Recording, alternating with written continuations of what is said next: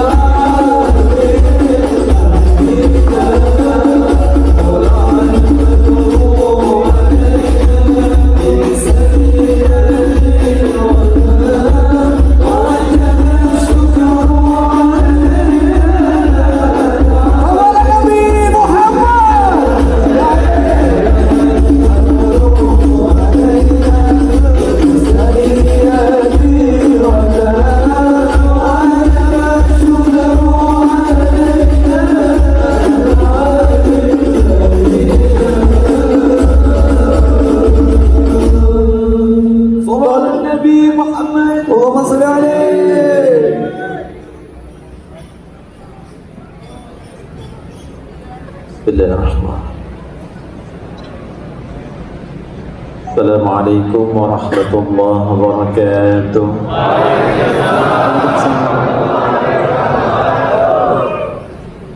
Alhamdulillahi rabbil alamin. Wassalatu wassalamu ala sayyidina wa habibina wa nabiyyina Muhammadin wa ala alihi wa sahbihi wa dhurriyyatihi wa ummatihi ila yaumiddin wa ba'd. Yang kami hormati, kami muliakan seluruh keluarga besar masyarakat Indonesia, khususnya di Korea ini.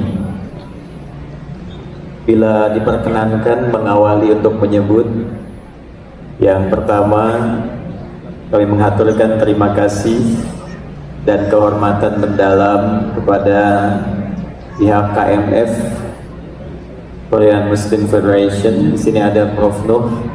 Terima kasih Prof Nuh beserta keluarga. Kita doakan mudah-mudahan beliau diberikan kesehatan dan kebaikan oleh Allah Subhanahu wa taala. Dari KMI ada San Hanafi.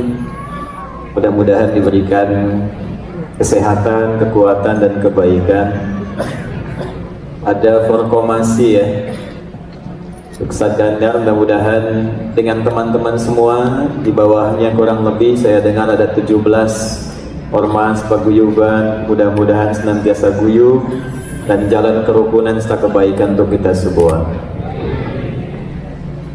Saya tidak mampu menyebut banyak, tapi saya ingin minta maaf terlebih dahulu karena saya duduk sedikit agak lebih tinggi dibanding teman-teman semua, tanpa mengurangi kebaikan dan kemuliaan Anda semua.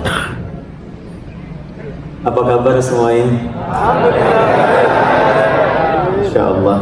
Saya lihat bisnya cukup banyak di luar. Ini menunjukkan tidak semua dari daerah sini ya.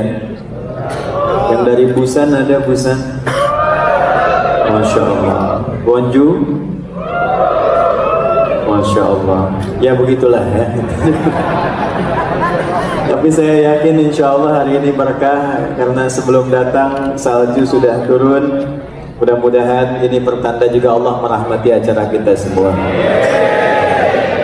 Saya buka dengan hadis Nabi SAW disampaikan melalui sahabat Abu Darda radhiyallahu taala anhu, diteruskan dicatat oleh Imam Ibnu Majah, dimasukkan dalam salah satu sunannya, kemudian disampaikan dari Nabi SAW qal man salaka tariqan yaltamisu fihi ilman sahhalallahu lahu tariqan ilal jannah wa innal malaikata la tad'u ajnihataha ridan li talibil ilmi wa inna talibal ilmi yastaghfiru lahu man fis samawati wa man fil ardi hatta al hitan allati fil bihar wa innal ulama'a warathatul anbiya'i wa innal anbiya'a lam yurithu dirhaman wala dinaran walakinnahum warathul ilma fahadduhu bihadhin wafir atau kama qala sallallahu alaihi wasallam. Paham? Tidak.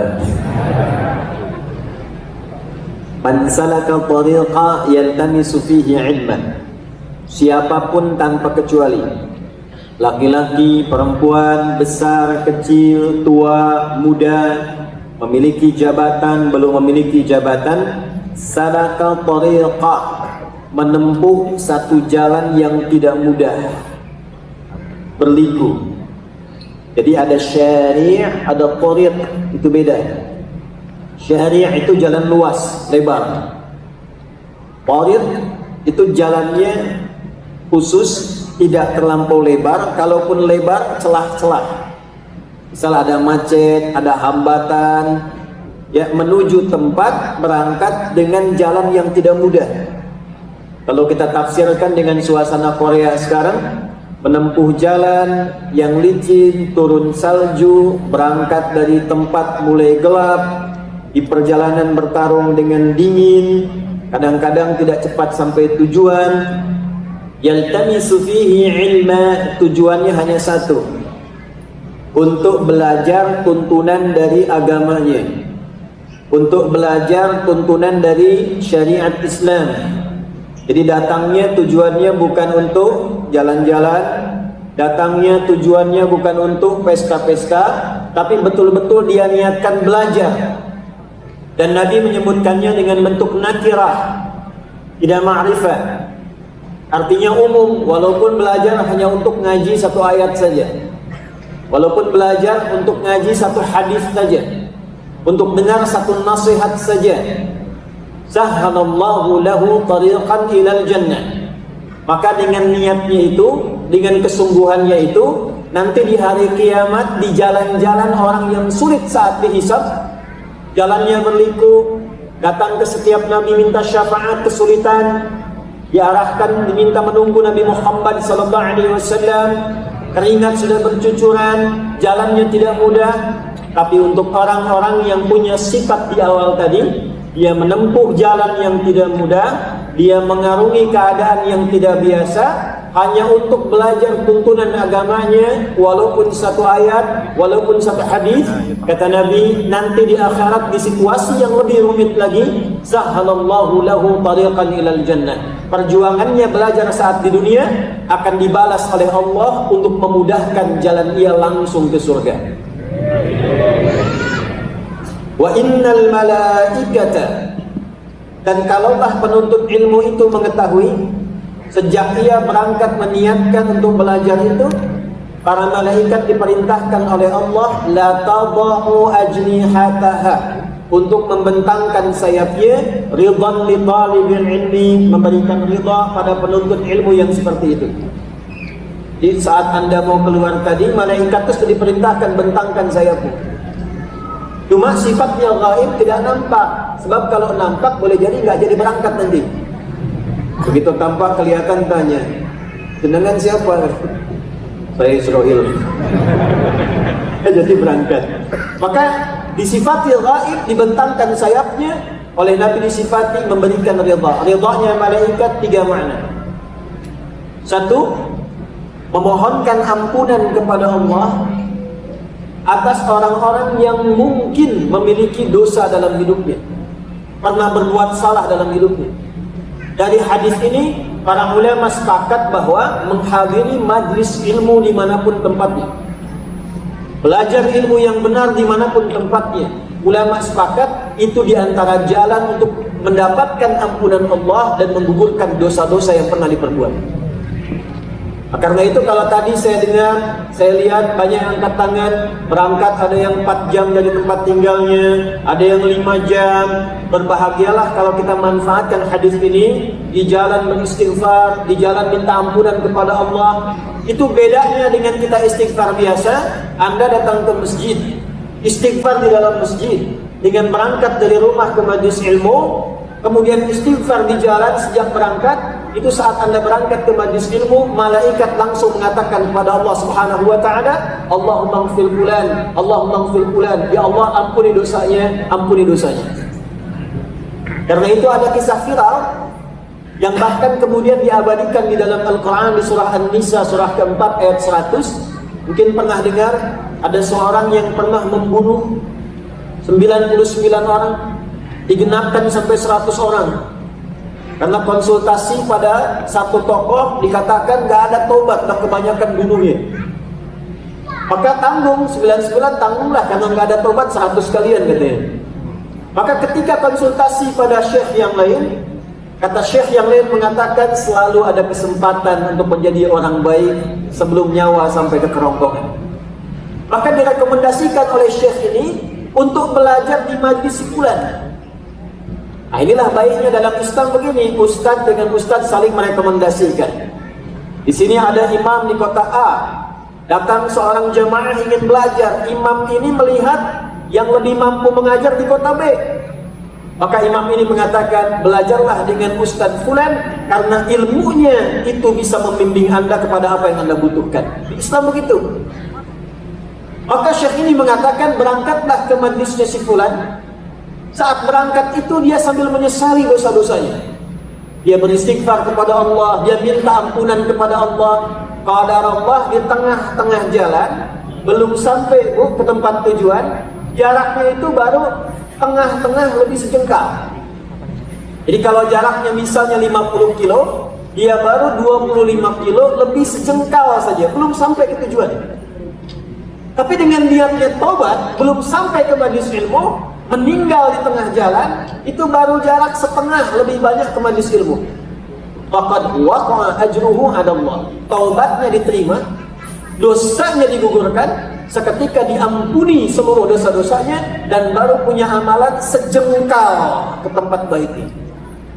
Baru punya sejengkal. Maka yang tadi berangkat menggugurkan dosanya, yang tengah sejengkal, lebih sejengkal, itu menambah pahala awalnya, dan dengan itulah dia mendapatkan ampunan Allah Subhanahu wa taala. Wa may yuhajir fi sabilillah yajid fil ardi muraghaman katsiran wa sa'ah wa may yakhruj min baitihi muhajiran ila Allah wa rasulih thumma yudrikul maut faqad waqa'a ajruhu 'ala Allah.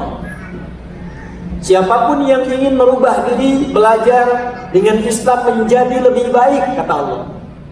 Nah, jadi orang Islam itu kalau masuk Islam pasti baik. Jadi kalau ada orang masuk Islam belum baik, itu dipertanyakan belajar keislamannya. Umar, waktu belum masuk Islam, itu belum baik. Tiap hari nantang orang yang berani dengan saya ketemu di Bukit A. Sebelum datang pamit pada ibu yang telah melahirkannya, karena boleh jadi dia akan pulang tanpa nama. Umar setiap hari pegang minuman, setiap hari menghunus senjata. Umar. Tapi ketika beliau memutuskan masuk Islam, tiba-tiba berubah dengan keislamannya, itu menjadi orang terbaik di zamannya. Kalau disebutkan Umar, tidak ada orang cerita kecuali kebaikan-kebaikannya. Tidak ada orang cerita tentang jahiliyahnya. Yang disebutkan Umar seorang pemberani, Umar sahabat Nabi, setan takut kalau ketemu Umar, ayat-ayat mirasan 3 turun karena kejeniusan Umar. Masuk Islam lebih baik. Qurannya sama dengan yang Quran kita dapatkan, nabinya sama. Jadi ketika ada seorang masuk ke dalam Islam, Islam akan merubah ia sejatinya menjadi orang yang lebih baik daripada sebelumnya. Maka orang tadi ketika di pertengahan itu disambut, kemudian diceritakan kepada Nabi di era Nabi SAW dengan salah satu turunnya Quran surah keempat ayat 100. Wa may yuhajir fi sabilillah. Siapapun yang mau berubah lebih dekat dengan Allah, menjadi orang lebih baik, yajid fil ardi muraghaman katsiran wa sa'ah. Setelah baik itu, Allah akan tuntun dia menjadi orang yang sukses dan lapang dalam kehidupannya. Nah, jadi kalau masuk Islam itu bukan kaya dulu.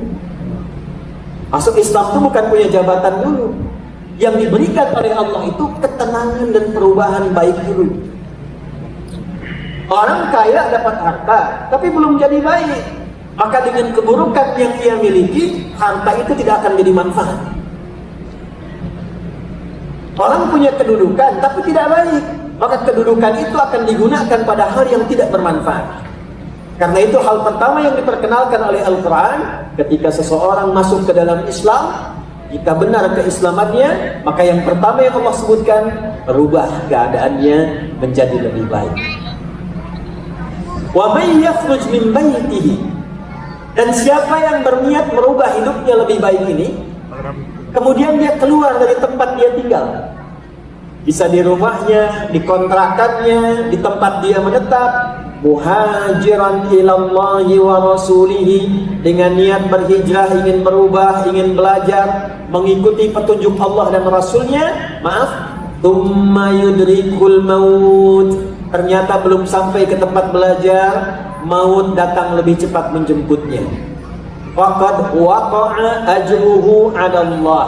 Maka niat baiknya ini telah dihisab oleh Allah, istighfarnya diterima, diampuni dosanya, walaupun dia meninggal di tengah jalan, gugur dosanya dan turun rahmat Allah kepadanya. Waqa'a ajruhu 'ala Allah. Yang mau saya katakan itu begini, maaf, kita sudah menempuh jalan, sudah masuk ke dalam ruangan, sudah mengatasi berbagai tantangan, sudah duduk di tempatnya, ustadznya sudah hadir, perangkatnya sudah ada. Kalau pertemuan kita hari ini belum mampu membuat kita lebih baik, dengan cara apa lagi Allah memfasilitasi kita menjadi hamba yang lebih baik? Karena yang terpilih kita yang ada di sini. Informasinya bisa luas. Pertanyaannya, kenapa justru Anda yang terpanggil hadir di sini? Karena itu komentar Nabi yang nanti dirangkum oleh Sayyidina Muawiyah dan disebutkan oleh Imam Al-Bukhari dalam Kitabul Ilmi, Nabi mengatakan, man yuridillahu bihi khaira yufaqihuhu fid din. Siapapun yang diinginkan oleh Allah berubah menjadi pribadi yang lebih baik, hal pertama yang Allah berikan, dibimbing hatinya agar mau berangkat belajar agama. Jadi Anda bisa bayangkan, yang dapat infonya mungkin banyak, yang tahu kegiatan hari ini banyak. Hari ini hari libur sholat ya, liburnya panjang. Tapi yang terpilih dan ingin datang ke sini, Anda yang ada di sini. Siapa yang menggerakkan Anda ke sini? Kalau bukan karena Allah berkeinginan, tak mungkin kita berkumpul di sini. Kalau Allah sudah berikan kesempatannya, sudah duduk di sini dengan baik, belum cukup itu mengantarkan kita menjadi pribadi yang lebih baik, maka dengan cara apa lagi Allah mengampuni dosa kita dan mengarahkan kita menjadi pribadi yang lebih mulia dibandingkan dengan sebelumnya. Karena itu, mudah-mudahan insya Allah pelajaran kita hari ini insya Allah lebih mendekatkan diri kita dengan Allah Subhanahu wa Ta'ala. Tidak cukup dengan amin, kita mulai dulu ya. Ini baru mukadimah, kita belum mulai. Judulnya belum dibahas ini, insya Allah. Baik, jadi saya berharap yang pertama nyamannya dulu supaya belajarnya enak. Yang depan, yang duduk, yang tengah, kalau masih bisa ada luang kita geser-geser dikit supaya yang di belakang bisa juga duduk dengan nyaman. Dan yang dingin-dingin di luar mau masuk juga bisa ada space yang bisa disesuaikan. Atau kalau mau saya ke bawah, Anda ke depan silakan. Saya izin berdiri ya. Baik, mohon izin ya. Baik, bismillahirrahmanirrahim. Teman-teman sekalian, saya akan pelankan sedikit suaranya, memperlambat bahasanya supaya mudah kita belajar di kesempatan pagi hari ini. Tema kita bagaimana membangun ukhuwah dan kerukunan di komunitas muslim yang setidaknya hari ini menjadi minoritas di Korea Selatan ini. Baik, kita ambil fikihnya, fikih hijrah. Ada 3 bahasannya. Yang pertama, apa yang dilakukan oleh Nabi SAW saat pertama beliau memberikan bimbingan kepada komunitas muslim yang baru datang ke tempat baru. Fikihnya apa? Tuntunannya bagaimana? Sehingga itu nanti menjadi kurikulum setiap muslim kalau datang ke tempat yang baru, negara yang baru, bertemu komunitas muslim, cara membangun ukhuwahnya, kerukunannya seperti apa petunjuknya. Itu lengkap dalam hadis Nabi. Kedua, nanti kita akan belajar tempat apa yang dijadikan oleh Nabi sebagai pusat kerukunan dan pembinaan. Seperti apa mengelolanya, bagaimana kegiatan di dalamnya, dan yang ketiga, setelah ada tempatnya, setelah rukun komunitasnya, apa kurikulum yang disusun oleh Nabi, yang diberikan panduannya oleh Allah untuk diteruskan kepada masyarakat itu supaya dipraktekkan di tempat ia berpijak. Dan yang paling hebat, teman-teman, Bapak Ibu sekalian, kurikulum itulah nanti yang merubah tempat hijrahnya Nabi dari tempat yang kurang ideal, bahkan tempatnya terbelakang, pasarnya rusak, konfliknya banyak, tiba-tiba kemudian jadi suasana kota yang paling mencerahkan, tempat paling maju, dan sekarang jejaknya masih bisa kita dapatkan. Oke, pertama saya tanya dulu, Nabi itu hijrah dari mana ke mana? Dari Mekah ke Madinah. Tuh, keliru kan? Nabi, saya ulangi, Nabi tidak pernah berhijrah ke Madinah. Saya ulangi, Nabi tidak pernah berhijrah ke Madinah. Beliau hijrahnya ke Yathrib. Ya, hijrahnya kemana? Tapi jangan dipotong dulu videonya ya, nanti rame. Nabi hijrahnya dari Mekah ke Yathrib. Yathrib itu salah satu anak keturunan ke atasnya tersambung ke Nabi Nuh alaihissalam. Dulu kalau orang berkelana menemukan tempat masih kosong, maka tempatnya diberi nama dengan orang yang pertama kali berada di situ. Maka diberi nama dengan Yathrib karena Yathrib ini yang pertama kali menempati tempat itu. Kalau saya gambarkan cepat begini, Yathrib itu wilayahnya dibagi 2 secara umum. Yang utara itu yang subur. Yahudi sudah lebih dulu ke situ karena saat mereka terusir di Eropa, di Romawi sekitarannya, itu mereka baca kitabnya, diberitakan di kitabnya akan ada nabi istimewa, nabi hebat, nabi terakhir yang akan membangkitkan umat, memimpin peradaban, dan nanti dia akan lahir cirinya di tempatnya begini, menuju kepada Mekah. Tapi di situ akan disakiti oleh umatnya, diusir, kemudian akan berhijrah ke tempat baru, dan disitulah dia akan membangun peradaban. Maka Yahudi tidak ingin membersamai Nabi dalam perjuangan, tidak ingin bergerak di awal dakwah Nabi, dia ingin nunggu di tempat yang sudah maju aja. Dari dulu begitu tuh. Maka kemudian diputuskanlah mereka berangkat ke Yathrib, dipilih wilayah utara yang subur. Jadi kalau kita ke utara bagian Madinah, itu dulu untuk tanam kurma muda, suasana hijaunya banyak. Yang gersang wilayah yang selatan. Nah, di selatan ini, teman-teman sekalian, di situ maaf, konflik sosialnya tinggi. Ada 2 suku yang hampir ratusan tahun itu bertengkar terus. Namanya Aus, yang kedua Khazraj. Kalau ada meninggal di Aus, itu harus meninggal di Khazraj. Kalau ada yang luka di Khazraj, itu harus ada yang luka di Aus. Pasarnya rusak, harga semau-maunya. Nabi itu dibimbing oleh Allah hijrahnya bukan ke utara yang sudah maju, tapi datangnya ke selatan dengan situasi yang tadi saya gambarkan.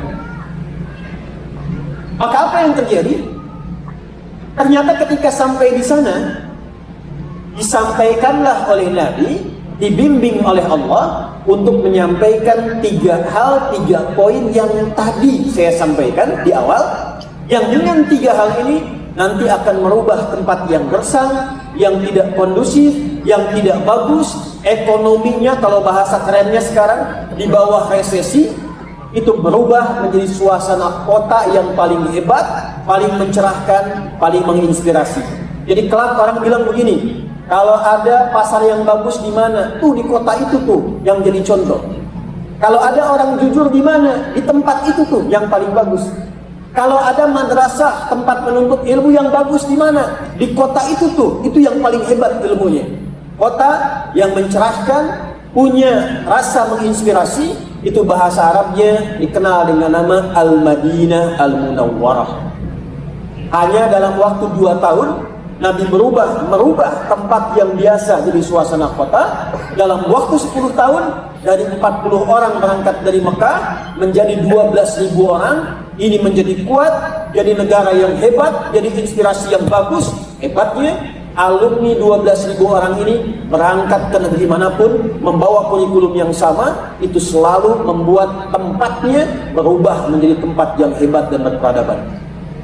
Amr bin As itu cuma jalan dari Afrika Utara, Mesir, Libya, Tunisia, Maroko, Aljazair. Itu begitu lewat setiap tempat itu, dipraktekkan kurikulum Nabi, berubah tempatnya menjadi maju, jadi hebat, sampai kelak Afrika Utara itu jadi provinsi setelah Nabi meninggal. Gubernurnya namanya Musa bin Nusir, pangdamnya namanya Tariq bin Ziyad, diminta bantuan oleh Andalusia, Iberia, sekarang Spanyol dengan Portugal, untuk membantu ke Iberia. Sampai di sana bawa 10.000 orang, membantu Iberia, membantu Andalusia, sampai berubah jadi peradaban sebanyak 7 abad. 700 tahun sampai sekarang. Teman-teman kalau lihat, maaf ya, di Eropa maju, di Eropa banyak teknologi berkembang, banyak hebat. Itu cikal bakalnya dari kemajuan yang didapatkan di Andalusia. Dulu belajarnya ke sana, kampus-kampus banyak di sana. Nah, sekarang kita antarkan pada inti materinya, apa kurikulum Nabi yang diajarkan dengan 3 poin itu, seperti apa belajarnya. Ini yang kita bahas. Nanti pulang dari sini di Jangan University, ketika keluar dari sini kita akan mencoba menerapkan kurikulum itu dan lihat nanti apa yang terjadi setidaknya beberapa masa ke depan. Siap insya Allah? Yuk, mari kita mulai materinya ya. Jadi tadi mukadimah kedua. 1, kurikulum pertama yang Nabi ajarkan pada setiap umat Islam yang baru berpindah ke tempat yang baru, istilahnya berhijrah. Kalau kita mungkin berangkat dari Indonesia ke Korea, ke Korsel ini, ada yang bekerja, ada yang beraktivitas, karena nggak semua sahabat Nabi pindah ke Yathrib itu semua niatnya pengen belajar agama, nggak semua begitu. Ada niatnya yang pengen nikah, ada. Boleh jadi ada yang ke Korea pengen cari suami kan, atau sebaliknya, gitu ya. Boleh jadi ke Korea ini ada yang ingin belajar di kampus, ada. Ya, zaman Nabi ada yang datang itu pengen belajar, nanti kelak jadi mahasiswa Nabi yang paling unggul. Ada yang ingin belajar agama. Boleh jadi ada yang datang ke sini mencari pekerjaan-pekerjaan, ada yang demikian. Dan gak nanggung ketika mereka belajar dengan kurikulum Nabi, semuanya sukses dan puncak tertinggi dalam kesuksesan. Maka kurikulum pertama, mu'akhad bainal ashab wal mujtama'. Nabi mempersaudarakan orang-orang yang datang itu dengan orang yang telah lama menetap di tempat itu. Yang datang disebut dengan muhajirin, yang menetap disebut dengan ansor.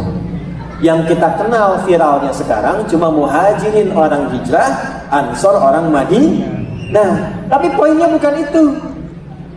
Poin pentingnya bukan kita hafal istilah ini muhajirin yang hijrah, ini ansor yang tinggal, bukan. Poin pentingnya ternyata saat datang orang-orang hijrah ini, kurikulum pertama yang diajarkan, beliau mempersaudarakan di antara orang yang hijrah dan orang yang tinggal itu, perhatikan kalimat ini, sesuai profesinya masing-masing. Ya, saya coba tuliskan ya supaya lebih gampang. Saya kasih gambaran, maaf, supaya nanti yang saya tuliskan ini bisa jelas, saya sampaikan jelas, saya tes dulu ya sebentar. Belakang kelihatan nggak ini? Aman ya? Baik. Saya kira cuma di Indonesia aja, di Korea juga sama aja ya. Anda itu sebelum belajar sudah memiliki kekuatan iman yang bagus. Bekal ini bisa dipakai untuk diteruskan. Prof Nuh ini luar biasa nih ya. Para imam, para ustadz itu di belakang punya kekuatan iman. Ini belum saya tulis dia udah kelihatan tuh. Nih ya. Ini kurikulum pertama. Di sini ada muhajirin yang datang. Di sini ada ansor yang tinggal. Pertama kali yang Nabi lakukan, mempersaudarakan muhajirin yang datang, umumnya dari Mekah, dengan ansor yang sudah tinggal menetap bahkan jadi penduduk yang ada di Yathrib yang telah dikenal dengan Madinah. Awas, yang sering luput dipahami, persaudaraan ini yang pertama dilihat sifatnya oleh Nabi sesuai dengan profesi dan karakternya, kebiasaannya. Saya ambil contoh misalnya, di antara sahabat Nabi yang kita hafal siapa saja? Yang di sini yang PMI, pekerja migran Indonesia, coba angkat tangan. Banyak ya, hampir semuanya ya. Nah, kita ambil yang sifatnya sama aja dengan kita pada umumnya sekarang, ya. Yang datangnya basicnya senang jualan, senang bekerja, senang dagang. Nanti ada sahabat Nabi juga yang buka warung kemudian hari depan masjid, itu ada. Ya, ada sahabat Nabi yang kelak dagangnya ekspor impor, itu ada. Saya ambil saja contohnya Abdurrahman bin Auf. Pernah dengar? Oke. Sahabat Abdurrahman bin Auf dipersaudarakan oleh Nabi sallallahu alaihi wasallam dengan orang Yathrib, orang Madinah, namanya Sa'ad bin Rabi'ah radhiyallahu taala anhu. Di sini ada Abdurrahman bin Auf, di sini ada Sa'ad bin Rabi'ah. Abdurrahman bin Auf itu dulu termasuk orang kaya, pedagang, pebisnis, tinggal di Mekah. Tapi saat masuk Islam dan ingin berhijrah oleh orang-orang Quraisy di sekitaran Mekah, itu dikatakan begini, silahkan masuk Islam, tapi kami akan ambil semua harta dan asetmu, pakai baju saja, silahkan berangkat ke Yathrib, ke Madinah. Maka karena sudah merasakan nikmatnya Islam, senang dengan Islam, merubah dia menjadi lebih baik, yakin dengan Islam, maka Abdurrahman bin Auf mengatakan, silahkan ambil seluruh hartaku, saya tetap berangkat ke Yathrib, ke Madinah. Maka ditempuh kurang lebih jarak 400 km. Kalau sekarang pakai bis bisa hampir 6-8 jam, melewati berbagai bukit. Kisahnya belum berhenti. Istrinya Abdurrahman bin Auf dan keluarganya disampaikan oleh Quraisy, kalau ingin ikut suami, silahkan ikut dengan pakaian saja, harta kami tahan. Tapi kalau Anda ingin tinggal di Mekah, kami berikan semua harta suami, silahkan pilih pria paling tampan dan Anda inginkan di Mekah, kami fasilitasi pernikahannya. Bentar ya, bertanya ibu yang ada di sini nih. Kalau ibu di posisi waktu itu menjadi istrinya Abdurrahman bin Auf, pertanyaan saya, ikut suami atau tinggal di Mekah? Lihat sini aja, nggak usah nengok sini. Ikut suami atau tinggal di Mekah? Harus jawab, tinggal. Ternyata memang umumnya yang begitu, tinggal di Mekah. Karena belum tahu situasinya. maka memilih tinggal di Mekah, suami hijrah. Poinnya bukan itu. Saat sampai kemudian di Yathrib, di Madinah itu, maka Nabi persaudarakanlah orang-orang yang datang. Tempatnya di tempat seorang sahabat namanya Anas bin Malik radhiyallahu ta'ala anhu. Anas ini punya tempat sederhana, maka Nabi mengundang 90 orang gabungan antara muhajirin dengan ansor, dipersaudarakanlah di situ sesuai dengan sifat dan keadaannya. Maka Abdurrahman bin Auf yang tadinya kaya jatuh miskin, fakir, modal tinggal pakaian, dipersaudarakan dengan Sa'ad bin Rabi, orang paling kaya yang ada di Madinah saat itu, di selatan. Kebunnya banyak, hartanya banyak, keluarganya makmur, lalu dipersaudarakan oleh Nabi. Sa'ad, ini saudara kamu Abdurrahman bin Auf. Yang hebat apa teman-teman? Inilah sebabnya kenapa disebut dengan Ansor. Ansor itu artinya sifat memberi dengan dalam pada apa yang paling dibutuhkan. Kalau Anda datang ke sini, tiba-tiba kedinginan, ada panitia datang bawa teh hangat misalnya. Nah, itu panitia punya sifat ansor. Bisa contoh. Kalau Anda di luar kena salju dingin, tiba-tiba dari Forkomasi kasih jaket yang merek Korea itu misalnya. Nah, itu namanya Forkomasinya ansor gitu. Namanya kode. Contoh aja ini. Ya. Nah, ini sifatnya begitu. Yang paling menarik, saat ini orang paling kaya di selatan langsung menawarkan kepada Abdurrahman bin Auf karena tahu beliau dari kaya jatuh fakir. Maka kata Sa'ad, "Akhil karim au kama qala," saudaraku yang mulia, "Sami'tu annaka kunta ghaniyan." Saya dengar Anda pernah kaya dulu. Au kama qala. Kalau ingin kaya lagi, ambil setengah harta saya. Saya dengar Anda ditinggal istri dan keluarga. Kalau ingin nikah lagi, pilih perempuan yang paling Anda sukai di Madinah. Kalaupun itu keluargaku, pilih aku fasilitasi pernikahannya. Anda dari Cilacap, datang ke Jangan ke sini, ketemu orang Korea paling kaya, sudah modal habis, tinggal begini, ya. Gantian ya Bu ya, gantian. Kalau tiba-tiba ketemu orang Korea ditawarkan pada Anda, kalau ingin kaya, ambil setengah harta saya. Kalau ingin nikah, pilih gadis Korea yang paling Anda sukai, saya fasilitasi pernikahannya. Pertanyaan saya, jangan masuk dulu. Pertanyaan saya, Anda terima atau tidak ditolak sama sekali? Makanya saya bilang diterima atau tidak ditolak sama sekali. Karena wajahnya udah kelihatan tuh. Maka apa jawabannya? Sebelum sampai ke jawaban, kita berangkat dulu pada pemahaman yang pertama. Nabi mempersaudarakan dengan sifat yang kuat untuk memberi contoh. Orang baru yang datang belum tentu kenal dengan lingkungan, belum tentu paham dengan tempat, dengan budaya setempat, dengan hukum-hukum setempat. Tapi dia punya bakat, punya profesi, punya keinginan.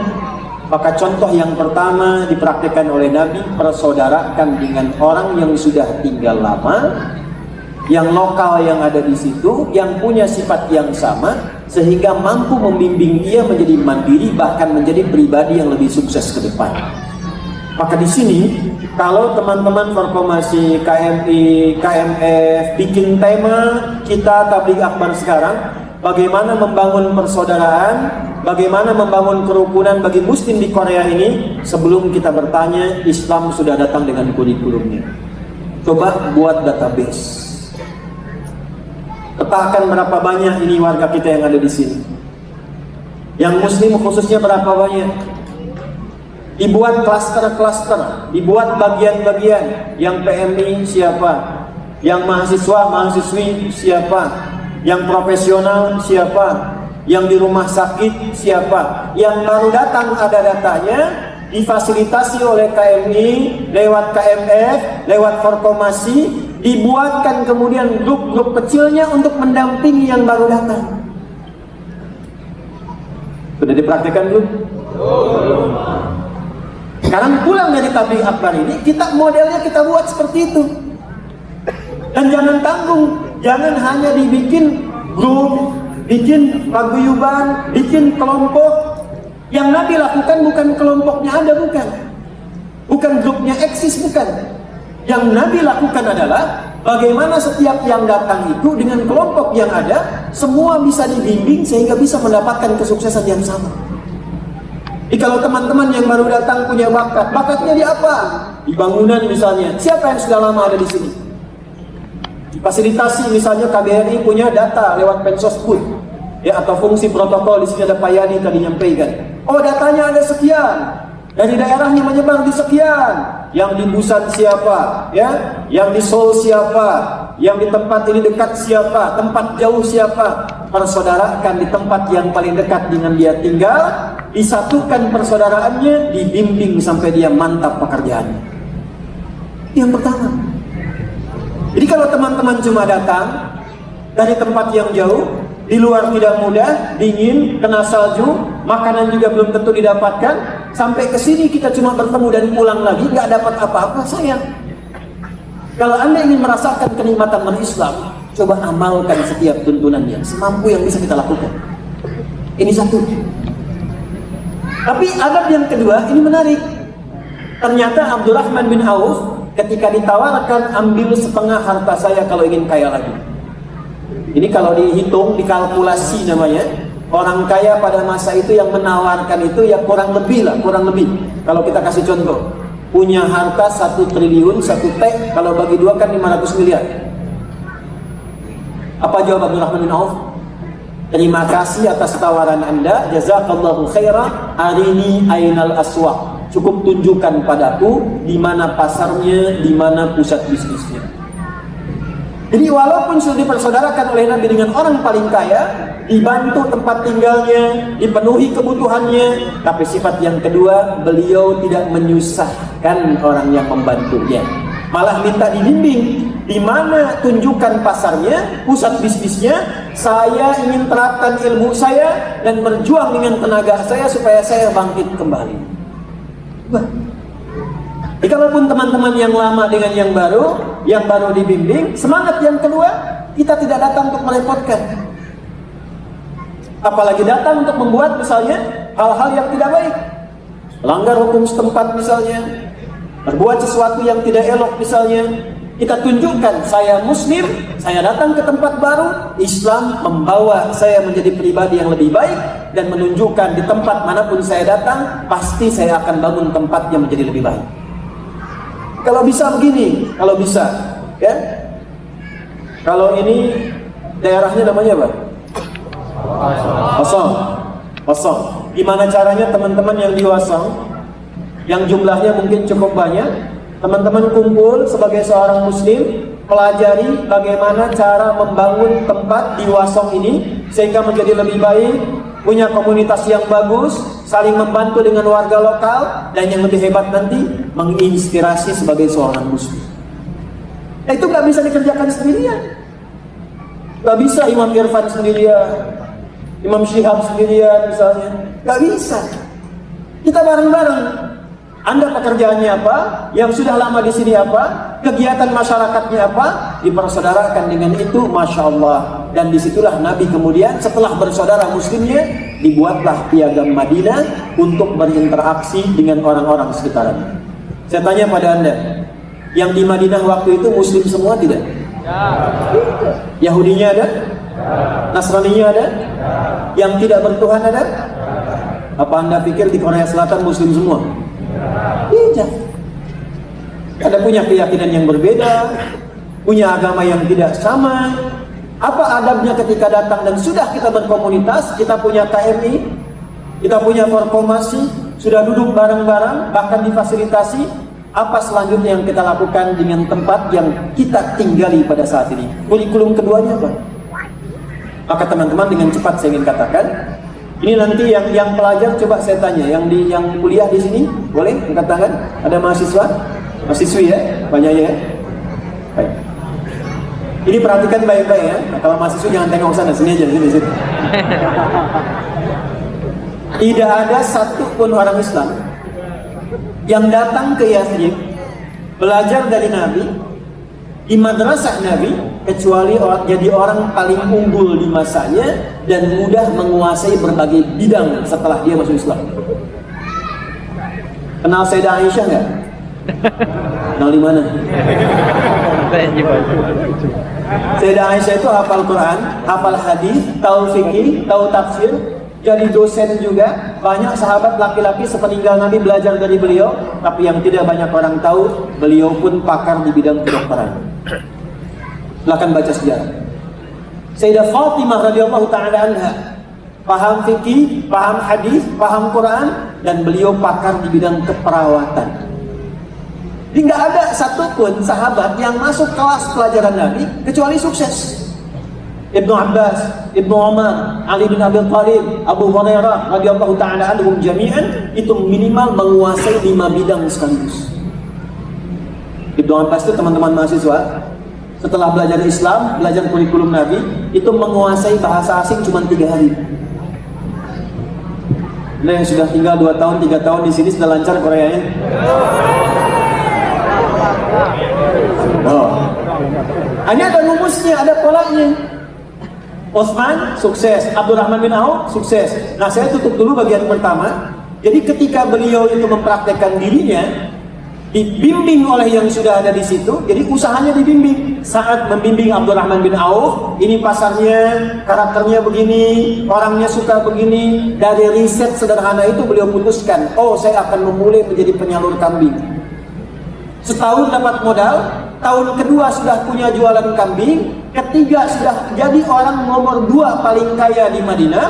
Sepeninggal Nabi, saya pernah meriset, pernah mempelajari, menghitung itu asetnya Abdurrahman bin Auf kalau divaluasi, dinilai di kurs kita sekarang itu sama dengan 14.000 triliun jumlahnya.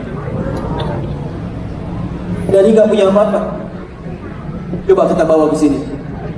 Yang sudah lama di sini membimbing yang baru, dijelaskan ini pasarnya di Korea daerah ini begini, senang masyarakatnya seperti ini, yang dibutuhkan begini. Dari situ muncul kesimpulan, dibimbing, di coach sama yang sudah lama sampai ini sukses. Dengan kesuksesannya dia memberikan manfaat bagi teman-teman yang baru datang dan telah tinggal sebelumnya.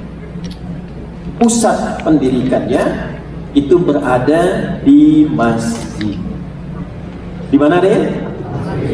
Maka yang beliau lakukan yang kedua setelah mempersaudarakan, beliau mengajak teman-teman semuanya untuk kompak membangun masjid. 2. Masjid. Pelan-pelan. Jadi di rumah siapa? Beliau mempersaudarakan, angkat tangan. Katanya ya. Anas bin berdiri. Dari mana? Dari Guangzhou. Yang berapa tadi dari Guangzhou? Masya Allah. Sama keluarga. Baik. Karena jawabannya betul ya 100.000 won ya. Kalau kata mau jawab lagi, kalau salah saya tarik lagi. 100.000 ya Bapak itu ya. Nah, jadi yang pertama, database, didata dulu siapa orang-orang ini, yang baru, yang lama. Nabi kumpulkan di rumahnya Anas. Dikumpulkannya nggak semua datang dulu, 90 dipilih dari yang ada. Nah, ini barangkali bisa difasilitasi dari KBRI dengan KMF, dengan KMI khususnya, informasi siapa yang sudah ada di sini Pak Yadi, ya, dicari inohongnya, tokoh-tokohnya, kumpul untuk jadi coach. Di coaching yang baru datang, diarahkan, dipetakan, diberikan gambaran. Kamu nanti akan di mana? Daerahnya di sebelah mana? Ini gambarannya begini. Kalau mau bisnis begini. Kalau ingin kuliah, kampusnya di mana? Sebelum datang, usahakan pelajari dulu. Jurusannya apa? Mata kuliahnya berapa banyak? Jam pelajarannya bagaimana? Sistemnya bagaimana? Kalau perlu, dosennya, karakternya seperti apa? Jadi sebelum sampai ke kampus, kita sudah kenal kampusnya. Saya praktekkan pola begini pada passion yang saya pilih untuk ilmu, hasilnya begini. Saya tidak ke Tripoli, ini ada Ustaz Irfan yang bisa sampaikan. Ini kita ada 3 alumni dari Tripoli ini, ya, di kampus kami dulu. Saya tidak datang belanja, kecuali saya tanya sebelum datang. Saya ingin ngambil, kalau saya senang Quran, jurusan apa yang paling bagus? Jarak dari masjid ke asrama berapa lama? Ya, kemudian ke kelas berapa lama? Perpustakaannya di mana? Ada berapa ruangan di perpustakaan? Setelah paham petanya, tahu yang mau dipelajari, paham karakter dosennya, maka apapun yang dipelajari akan sangat mudah kita bisa mendapatkan. Dan insya Allah ilmu yang dipelajari kita dapatkan itu insya Allah akan terbawa. Nah, tempat semua pendidikan itu setelah dikumpulkan oleh Nabi 90 orang, maka Nabi mendeklarasikan kurikulum yang kedua, yaitu membangun tempat pusat pertemuan, pusat pendidikan, dan pusat diskusi. Disitulah kemudian materi spiritual, materi intelektual, termasuk masalah-masalah sosial dibahas di situ. Tempatnya namanya masjid. Apa namanya? Masjid. Gonzo sudah ada masjid? Kalau di Busan sudah ya. Di Wangen tadi sudah, semalam saya sudah datang di situ ya. Darussalam, Masya Allah, tempatnya bagus. Ada di lantai 4 itu. Dan luar biasa begitu saya masuk, di sampingnya juga berdampingan dengan tempat dakwah secara langsung itu. Ya. Saya seumur hidup baru lihat begitu masjid, sampingnya tempat pijit, sampingnya karaoke. Jadi saya bilang sama panitia, tugas Anda yang pertama adalah bagaimana mengislamkan mbak-mbak pijit yang ada di sini supaya dia jadi mualaf. Tapi alhamdulillah langsung diberikan visi dakwah, bagaimana mempraktekannya. Nah, itulah kurikulum yang kedua kita akan bahas. Sudah lunas belum itu masjidnya? Belum. Berapa lagi? Dikit lagi. Berapa? 59. 50, 67. Terjadi perbedaan pendapat. Kalau uang udah beda tuh. Ya. Saya sudah lihat datanya semalam ya. Ada 59 juta. Ya, sudah, nanti kita selesaikan. Ya, tidak perlu donasi ya. Insya Allah kita selesaikan. Nah, ini kita praktekkan nanti nanti untuk Masjid Darussalam yang belum 59 juta, nanti kami yang insya Allah akan siapkan untuk donasi itu. Ya. Maksud saya gini, saya sudah datang sendiri, kemudian nulis sendiri, terangkan sendiri, sudah ikut partisipasi. Kalau Anda belum baik juga, dengan cara apa lagi kemudian saya harus sampaikan? Ayo kita teruskan. Masjid nih, masjid sudah ada. Apa kurikulum yang ada di dalam masjid? Ada yang hafal Quran nggak di sini? 30 juz. 15. Jangan tunggu juz 30, nggak akan saya sebut. Baik, cepat aja, cepat ya. Padahal 1 juz itu 1 juta tadinya. Dia nggak jadi. Ya, waktu habis. Singkat saja, fungsi masjid dalam Al-Quran yang pokok ada 5. Ada berapa? 5. Adanya di Quran surah 9 ayat ke-18. Dan dibuka dengan kata innama. Adatul hasri, huruf menunjuk hukum pembatasan. Innama ya'muru masajidallah.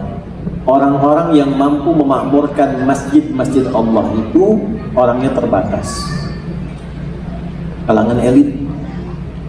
Jadi berbahagialah yang di Korea ini yang terpilih oleh Allah punya kecenderungan memakmurkan masjid. Yang datang jadi imam, jadi dai, itu kalangan terbatas elit. Makanya dijaga tuh, jangan sampai nggak betah gitu. Yang menarik apa? Tapi ini pun harus punya 5 ciri ini. Kalau nggak punya cepat pulangkan. Apa Ustaz? 1, man amana billah. Saya tasrif dulu ya mannya. Kita pakai ilmu nahunya dulu biar betul. Karena orang sekarang kadang ngajinya pindah karena online, tasrifnya berubah. Kita dipesankan dulu biasa kan, fa'ala yaf'ilu, fa'ala yaf'alu, fa'ala yaf'ulu. Sekarang udah lain tuh. Tak-takayu, tak-tiku, tiktokan. Wasbakayu, facebooku, facebookan, kan? Instagrama, yang instagrimu, instagraman. Yang terakhir taba ya tubuh, YouTube. Man ismun mausulun yadullu 'ala al-fardiyatil 'amiyah. Kata sambung konjungsi menunjuk pada setiap objek tunggal tapi tawarannya general. Jadi kalau ketemu man di Quran, itu tawaran dari Allah langsung secara personal ke kita. Terbuka tawarannya, nggak melihat siapapun. Yang penting ingin masuk dalam golongan itu. Ya, mau dia kiai, mau dia ustadz, mau dia orang biasa, kalau pengen Allah kasih jalan. Jadi cara bacanya rasakan. Hei ahli hidayah, hei fulan, hei fulana, innama ya'muru masajidallahi. Orang-orang yang mampu memakmurkan masjid Allah itu adalah kalangan terbatas. Hanya yang punya ciri berikut. Satu, man, siapapun. Saya kurang senang dengan terjemahan barang siapa. Man, barang siapa, itu saya kurang cocok. Karena sampai saya tiba di Jangan University ini, saya belum temukan tuh barang punya siapa. Maka saya lebih senang menerjemahkan siapapun. Satu, punya sifat amana billahi wal yaumil akhir. Memakmurkan masjid bukan meramaikan. Kalau rame di stadion rame, di taman sekarang sedang rame. Kolam beku pakai skating rame. Jalan ketutup salju udah ada yang main perosotan depan tuh, rame. Dan kalau rame dimanapun bisa rame. Amara itu diantara maknanya, perhatikan baik-baik, ini poinnya. Membawa segala yang bermanfaat. Satu. Karena itu usia kita juga disebut dengan umur, punya arti sesuatu yang bermanfaat. Jadi kalau ditanya, Anda berapa umurnya? Saya 40 tahun. Dari 40 tahun hidup itu berapa sudah manfaat yang ditampilkan? Yang bicaranya bermanfaat. Yang kalau mendengar-dengar bermanfaat. Kalau melangkah ke tempat bermanfaat. Nah, semua kegiatan yang terkait dengan masjid, kata Allah, itu mesti dibuat kegiatan yang ada manfaatnya. Gimana caranya orang masuk masjid? Dengan keluar dari masjid, dia mendapatkan satu manfaat. Maka yang pertama cirinya, untuk memakmurkan masjid, mendapatkan manfaat dari masjid, kata Allah, yang pertama cirinya amana billahi wal yaumil akhir. Jadikan masjid itu sebagai proyek menguatkan iman dan mencari bekal untuk di hari kiamat. Iman plus bekal pulang.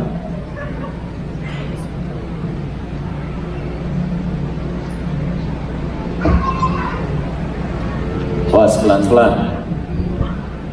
Ini niat yang pertama. Jadi kalau ke masjid, niat pertamanya jangan numpang makan dulu. Niat yang pertama, bangun segala hal yang ada di situ dengan dasar iman. Masih ingat tadi bagian pertama sebelum bangun masjid, Nabi mempersaudarakan kan? Persaudaraan pertama dibangun dengan dasar iman. Jadi bukan dengan harta. Maaf kalau teman-teman gaulnya dengan harta saja. Begitu harta temannya berkurang, pasti Anda tinggalkan. Kalau dengan kepintaran, gaulnya pilih-pilih teman karena kepintaran, dilihat temannya kurang satu level, pasti ditinggalkan. Ini menarik, orang paling kaya dipersaudarakan dengan orang paling miskin. Dan yang paling hebat, yang miskin dibimbing oleh orang yang kaya, sampai melebihi kekayaan si kaya tadi. Itu kalau nggak pakai iman, mustahil saat menawarkan ambil setengah harta saya, itu mustahil. Jadi ternyata iman itu melebihi harta, melebihi ilmu, melebihi tenaga. Karena kalau orang sudah bersaudara dengan imannya, dia akan memberikan yang terbaik untuk saudaranya. Itu poin pokoknya. Jadi bagaimana masuk ke dalam masjid, dibuat kegiatan di dalam masjid yang bisa meningkatkan iman, yang dengan iman itu kita membuat segala hal yang bermanfaat ketika keluar dari masjid. Itu dasar pertama. Dan proyeknya akhirat. Akhirat. Yuk kita praktek ya, pelan-pelan. Caranya bagaimana untuk menguatkan iman itu dan dipraktekkan dalam kehidupan? Teruskan ayatnya. Wa aqamas shalah. Latihan sholat yang benar dan baik. Ada aqama yuqimu di situ. Latihan sholat yang benar dan baik.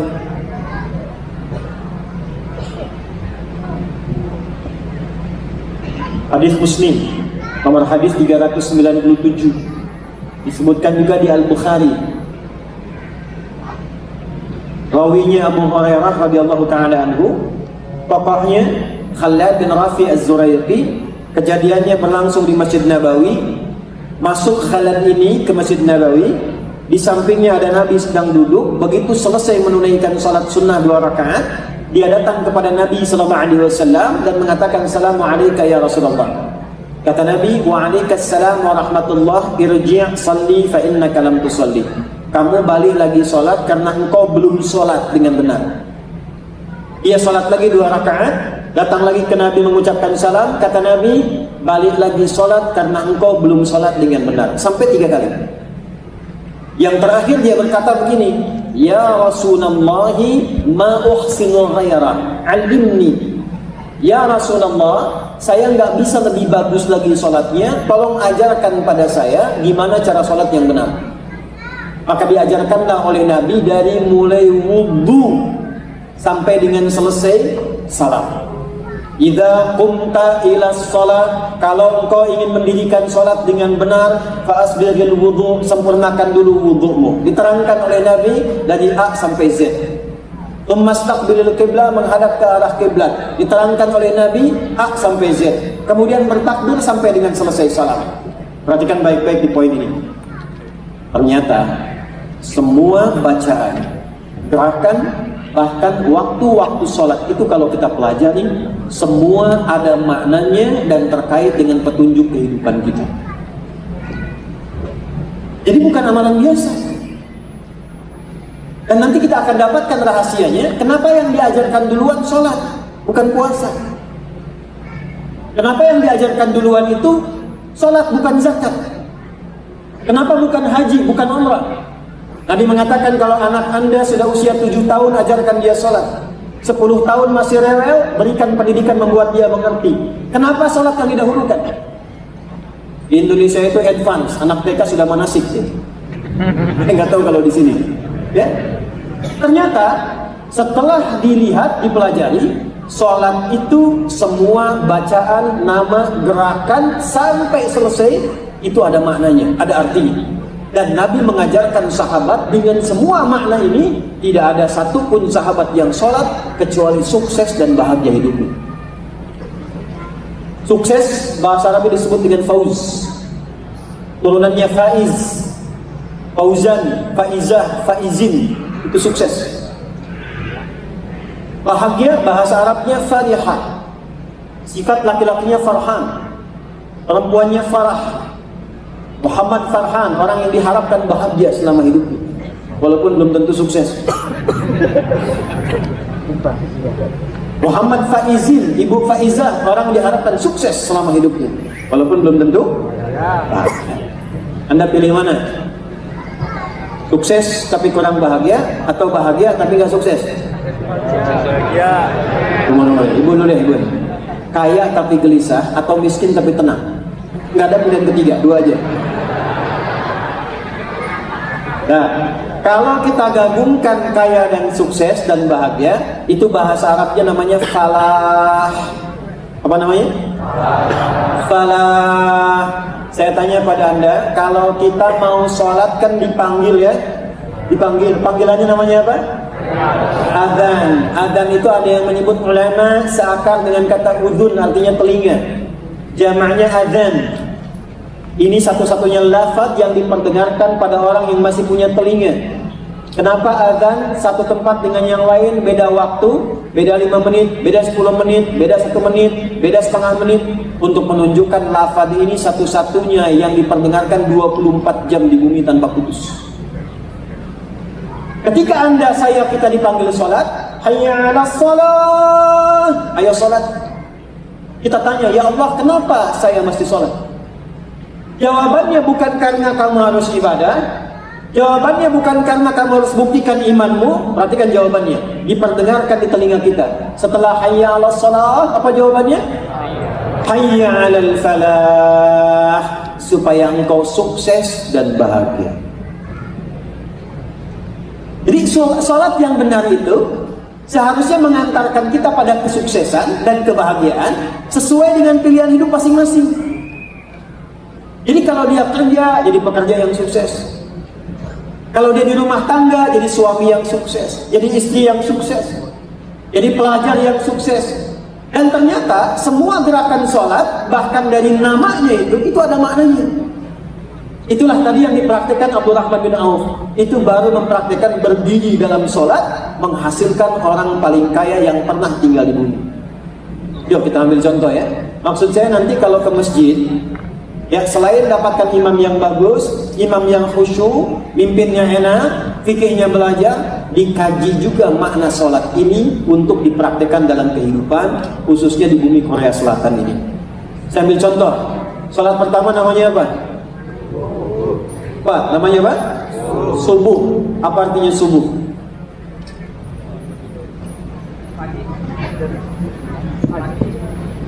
Ribu. Ya, Mas. Apa artinya subuh?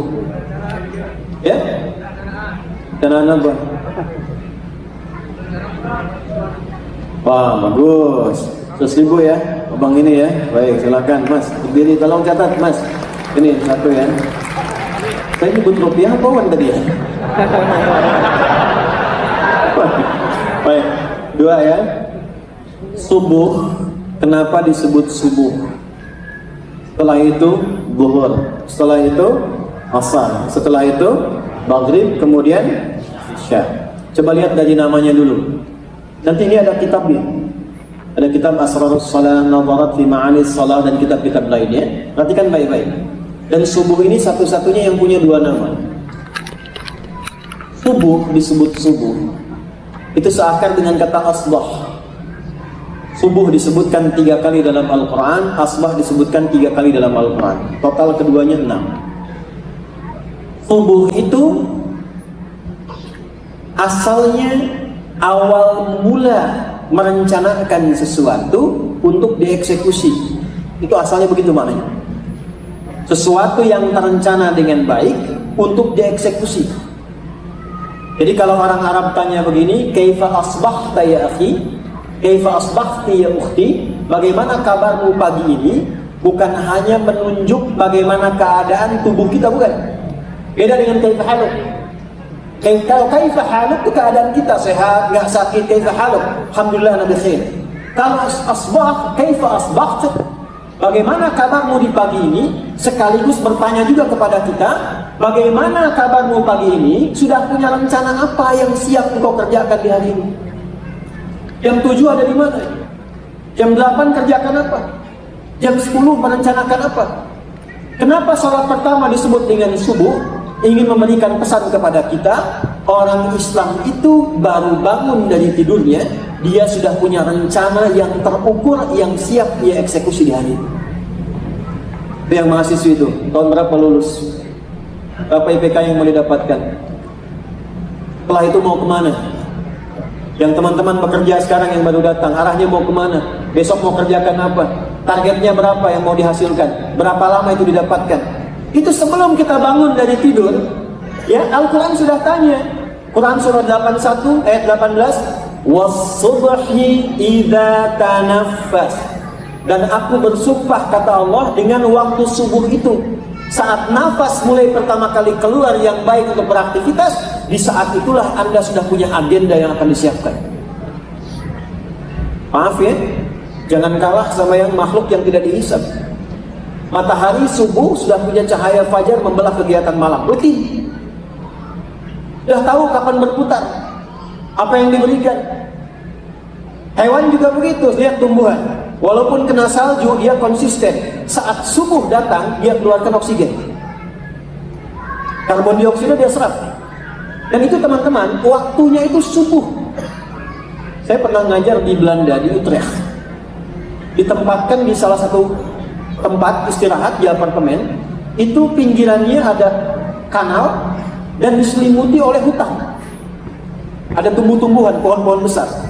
Saya ingin buktikan tentang ayat ini, Quran surah 81 di ayat 18. Lalu saya keluar dari balkon apartemen hanya untuk menghirup udara 1 menit sebelum waktu subuh. Ternyata masih pengap karbon dioksida. Begitu tiba waktu subuh bagian Utrecht dan kami keluar, itu berubah keadaannya, udaranya menjadi segar, oksigen yang keluar. Anda bayangkan, tumbuhan yang tidak dihisap, tumbuhan yang diciptakan untuk menghiasi dunia, memberikan kontribusi pada kita. Di awal nafasnya waktu subuh, dia sudah punya agenda memberikan manfaat. Sekarang balik ke kita yang dihisab.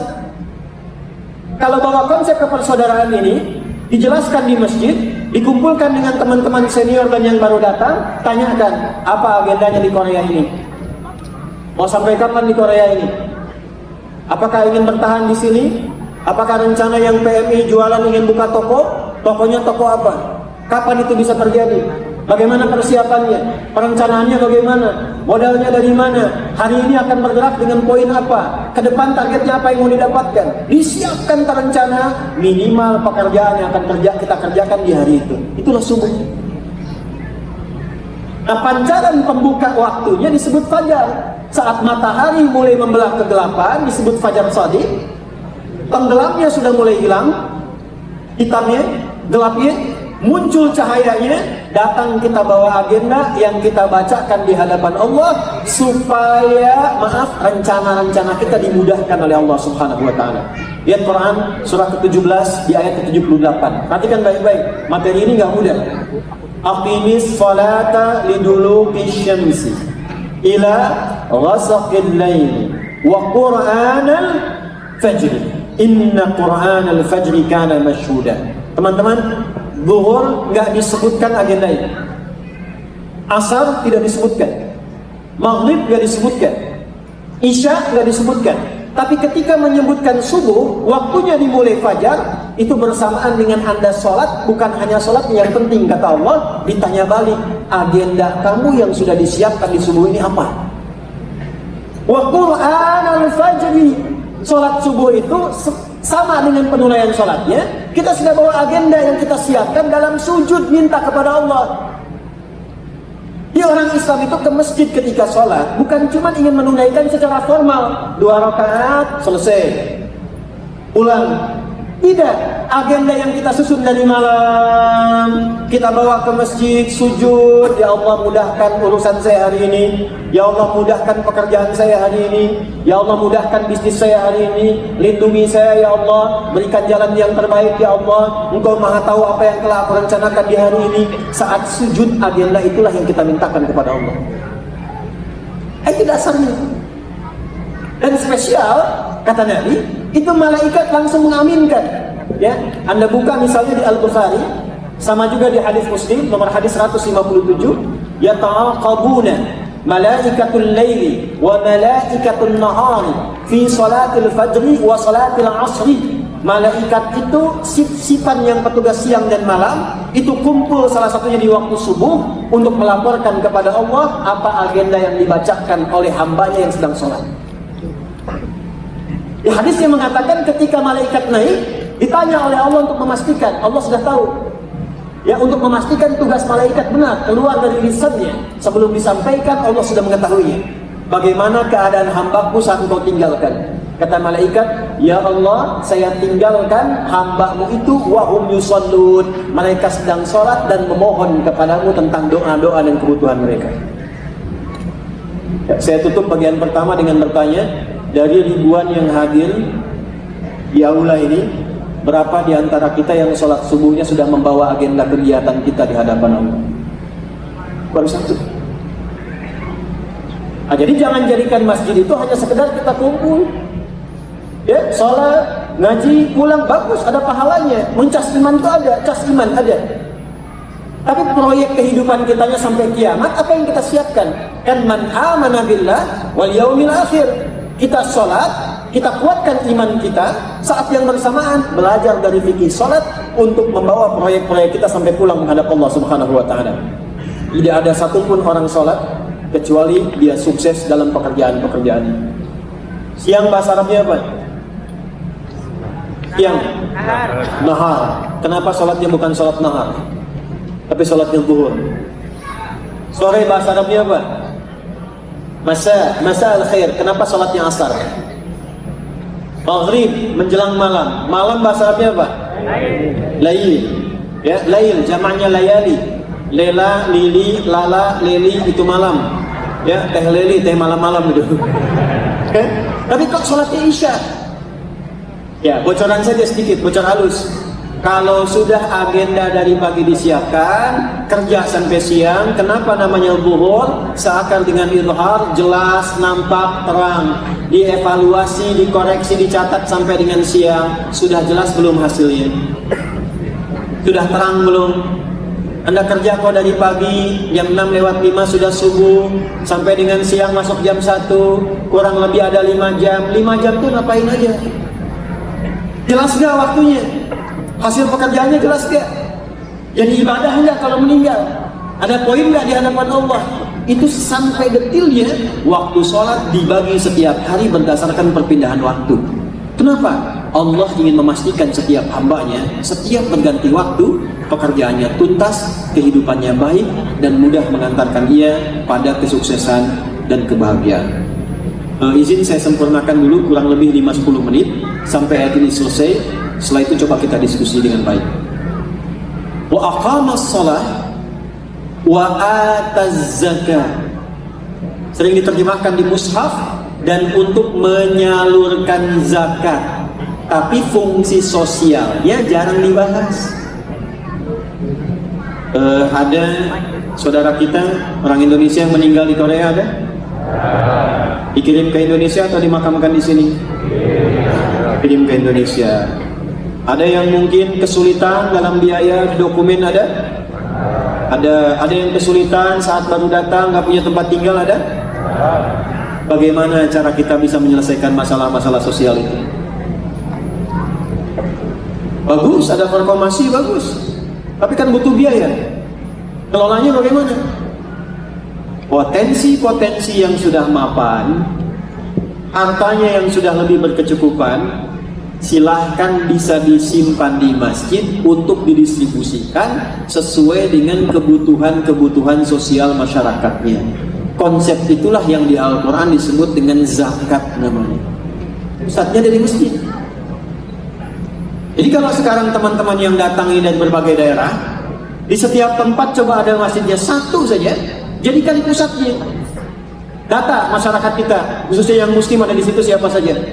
Ya, kalau ada yang sakit, tidak ada biaya, masuk kategori zakat, keluarkan 8 golongan. Quran surat 9 ayat ke-60. Kalau zakat tidak masuk kualifikasinya, masukkan dalam infak. Ada infaknya, ini berapa won, zakatnya berapa won. Oh, si fulan ini nggak cocok mendapatkan bagian zakat, bagian infak mungkin bisa dia dapat.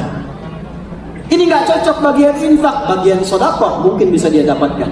Karena itu ketika masuk masjid, di situ ada perputaran dan pengelolaan harta untuk kebutuhan sosial. Dan yang menyelesaikannya siapa? Ahli masjid. Untuk siapa? Untuk orang yang tinggal sekitaran masjid. Jadi jangan sampai zakat Anda yang dikumpulkan di Wangon dikirimnya ke Cimahi misalnya. Selesaikan untuk daerah sini. Dan selesaikan untuk wilayah Busan. Ya, kalau kemudian teman-teman di sana selesai, ada kelebihan, silakan bantu yang di Seoul, silakan bantu yang di Gwangju, dan seterusnya. Jadi yang kedua ini, kalau kita praktekkan dengan baik, selesai urusannya teman-teman sekalian. Ada seorang meninggal, KBRI terbatas pembiayaannya. Lihat di mana potensi yang bagus, yang saldonya bagus untuk digunakan. Oh, Masjid Darussalam punya ini potensinya, silakan gunakan bagiannya. Masuk zakat, masuk. Enggak masuk, infak. Yang kedua, ternyata ada bagian di masjid itu selain menyantuni orang-orang Islam yang ada di sekitarannya, juga bisa digunakan untuk menyantuni yang non-muslim yang mungkin hidup berdampingan dengan kita. Tetangga masjidnya coba lihat, tetangga Anda. Mungkin nggak semuanya mampu walaupun tinggal di Korea. Sekarang musim dingin ya. Coba disurvei tetangga-tetangganya. Mungkin ada yang tidak punya selimut. Pernah nggak terpikir membangun gerakan masjid untuk menerapkan nilai-nilai keindahan Islam dengan tetangga-tetangga Korea ini? Ya, Perkomasi, KMI, KMF, sekitaran orang-orang yang tinggal dengan masjid, ternyata ada warga yang bahkan tidak punya selimut. Anda datang dari masjid ke situ, sampaikan, ketuk pintu, selamat pagi, selamat siang, ataupun selamat malam, ketuk, kami tetangga saat ini, ya, alhamdulillah kita punya ada beberapa stok selimut, mungkin bermanfaat. Ketika tetangga di Korea tanya, Anda baik sekali, Ya, mohon maaf merepotkan, bukan merepotkan, Islam yang mengajarkan kami bersikap begini. Setiap yang bertanya, katakan Islam yang mengajarkan kami berbuat begini. Dan berapa nilai keislaman yang kita bisa praktekkan dari konsep masjid ini? Makanya dulu banyak orang masuk Islam itu bukan karena ceramahnya Nabi. Anda silahkan cek di semua kitab hadis, pernah nggak Nabi tabligh akbar misalnya di lingkungan orang-orang tertentu?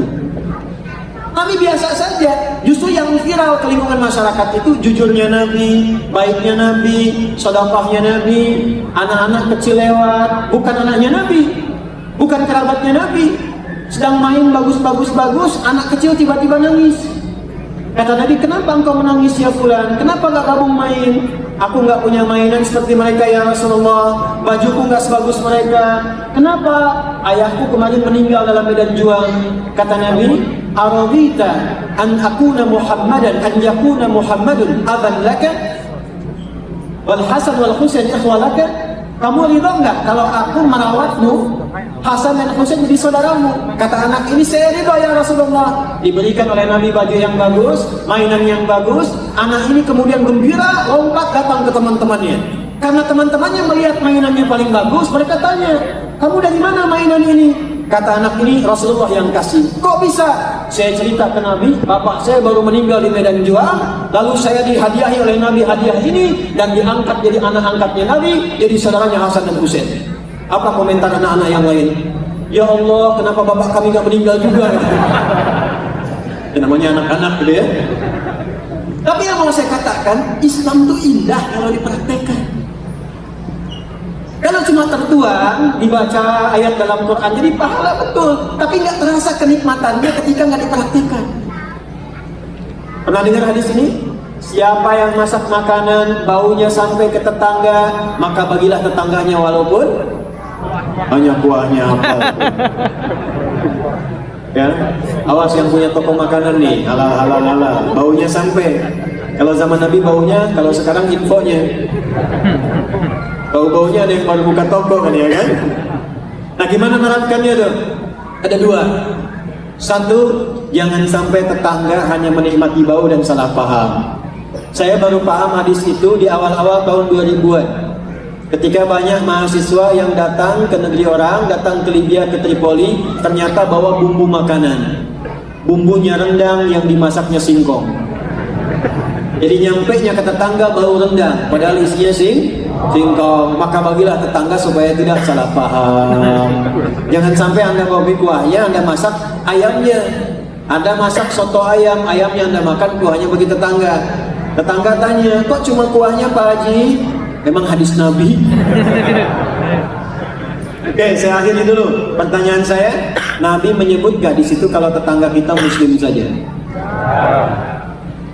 Dan umum sifatnya. Maka kalau umum jangan ditaksis, jangan dikhususkan. Artinya Anda bertetangga walaupun dengan orang Korea, atau dengan orang Indonesia sendiri, atau misalnya Thailand, atau negara lain, jadi tetangga kita, dan kita masak sesuatu, ada tetangga, Anda bayangkan, dengan non-muslim pun ada bagian yang kita berikan kepada mereka. Ketuk pintunya, sampaikan, saya hari ini masak ayam dengan kuah ginseng. Mungkin bermanfaat bagi Anda. Silahkan dingin-dingin begini untuk menghangatkan. Dia tanya, Anda baik sekali. Anda katakan, bukan baik, tapi Islam yang mengajarkan saya berbuat seperti ini. Besoknya dia ketuk pintu ke rumah Anda, sudah bisa Assalamualaikum. Assalamualaikum. Ya kan? Pak Haji, apakah Islam mengajarkan berbagi lagi hari ini? Bisa. Nah ini fungsi masjid. Saya sampaikan ini. Ya maksud saya begini, jangan sampai kita semangat bangun masjid, beli tempat, diolah jadi masjid, itu bagus. Hidupkan dengan sholat, bagus. Jaga iman, bagus. Tapi fungsi yang kedua untuk menunjukkan keindahan Islam, itu juga kita gunakan. Walam yakhsha illallah. Kemudian kompak semuanya dengan baik, supaya mendekati Allah Subhanahu wa Ta'ala, takut kepada Allah dengan meningkatkan banyak ibadah.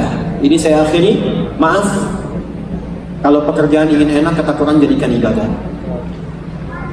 Belajar ingin bagus, jadikan ibadah. Tugas ingin bagus, niatkan sebagai ibadah. supaya dengan ibadah itu ada bekal kita pulang yang kita persembahkan di hadapan Allah Subhanahu wa Ta'ala. Fungsi ini hanya akan bisa dilakukan kalau ada alim minal ulama yang mengajarkan itu.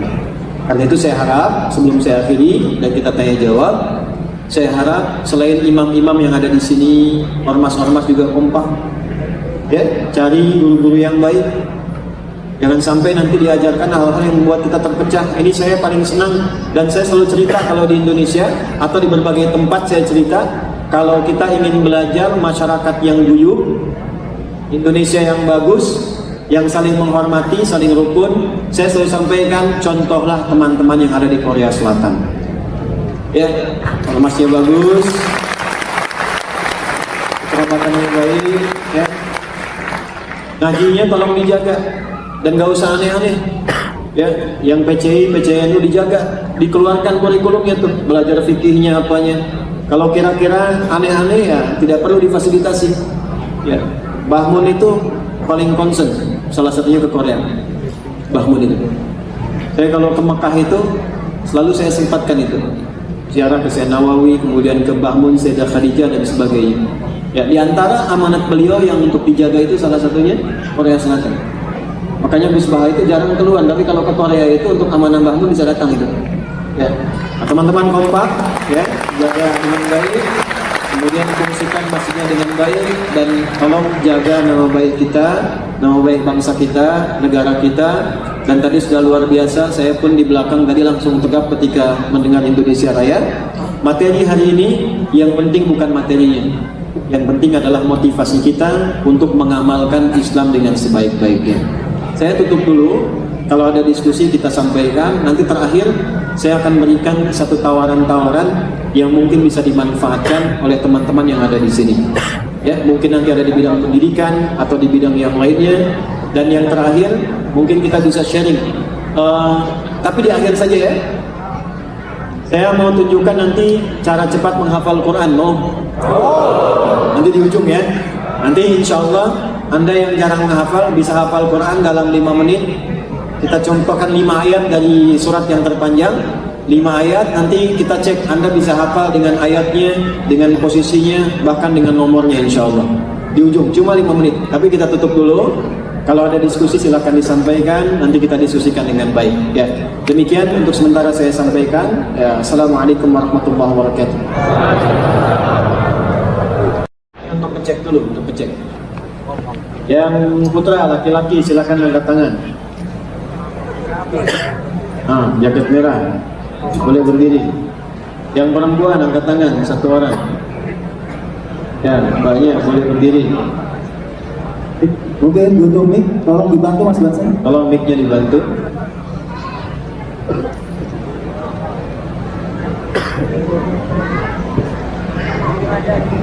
Udah? Masnya yang pakai jaket merah. Baik. Namanya siapa Mas? Bismillahirrahmanirrahim. Assalamualaikum nafsi, ismi Reza Bikri Prajuda. Oh, Masya Allah. Kalian tahu Arabi? Kalian apa? Kalian Fakar. Haji dari Madinah di Ponorogo, masakan di Madinah di Kasan. Masya Allah. Masa taman ya Syekh? Itu il amal. Ilaman, Masya Allah. Datang ke sini untuk bekerja. Baik. Nanti takharajta fil ma'had wal fin dalam pelugha Arabiyyah ini. Padahal itu lihat isi tadi sanawat. Kesenawat. Kiai mana? Kiai mana? Di Ma'had dari Salam Guntur. Oh, dari Salam Guntur. Baik. Jadi Wajib sebenarnya ada cuma dimudahkan. Takriban kam sana anta huna? Jadi mulai Itu jadikan salah satu asbir. 3 أشهر. ماشي. ستبقى هنا في كوريا ولا تعود هنا إلى مدينة بونورو؟ Di Ponorogo Kanukut masih. طيب. متزوج ولا مازال؟ Alhamdulillah tazawwaj. Baik. Jadi datang ke sini sudah menikah tapi kurang modal. Tamam. Baik, soal.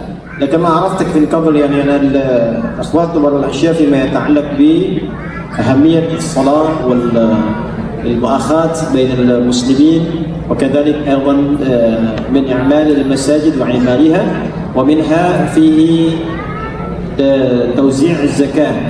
السؤال فقط اذكر الآيات القرآنية المتعلقة بتوزيع الزكاة إلى مستحقها.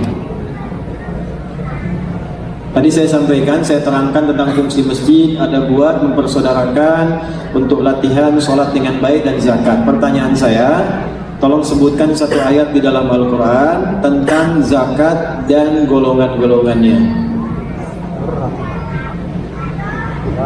Bismillahirrahmanirrahim. Aqimus shalah wa atuz zakah.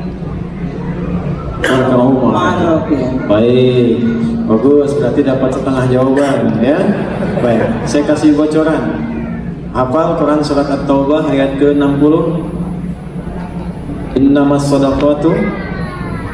Apa? Terus? Terus? Nasi itu. Kebanyakan makan nasi ya. Baik, pilih aja pilih. Mau 1 jutawan atau umroh?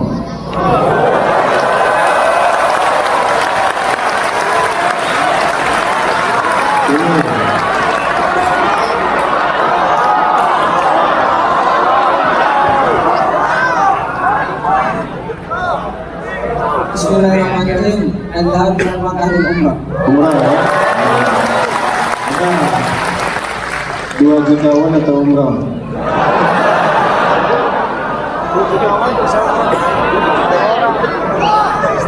Bismillahirrahmanirrahim. Adzhab bil makkah wal umrah.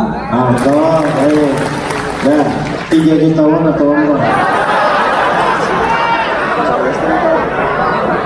Ingat istri masih di rumah tuh. Bismillahirrahmanirrahim.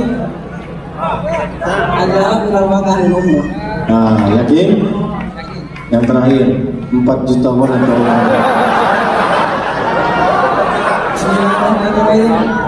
4 jutawan.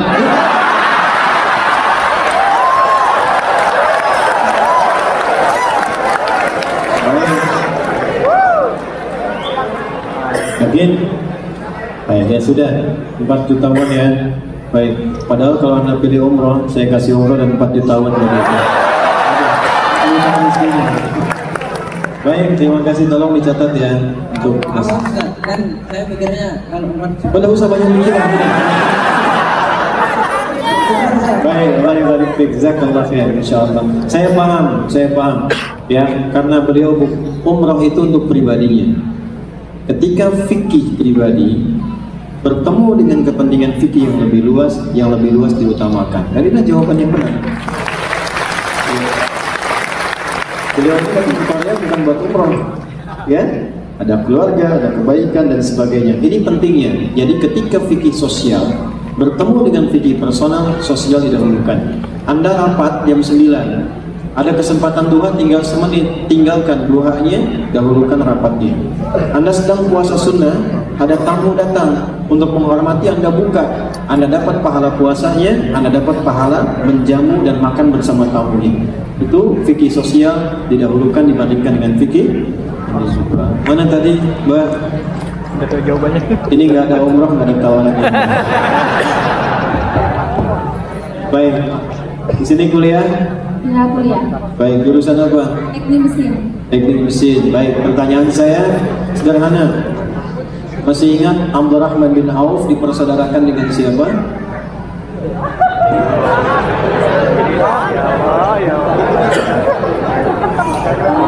Jangan dengarkan bisikan yang tidak jelas. Alladzi yuwaswisu fi sudurin nas. Sa'ad bin Rabi'ah. Sa'ad bin Rabi'ah. Iya, kurang tepat sedikit saja. Ada yang mau diralat karena itu dengar info dari samping. Sa'ad betul bin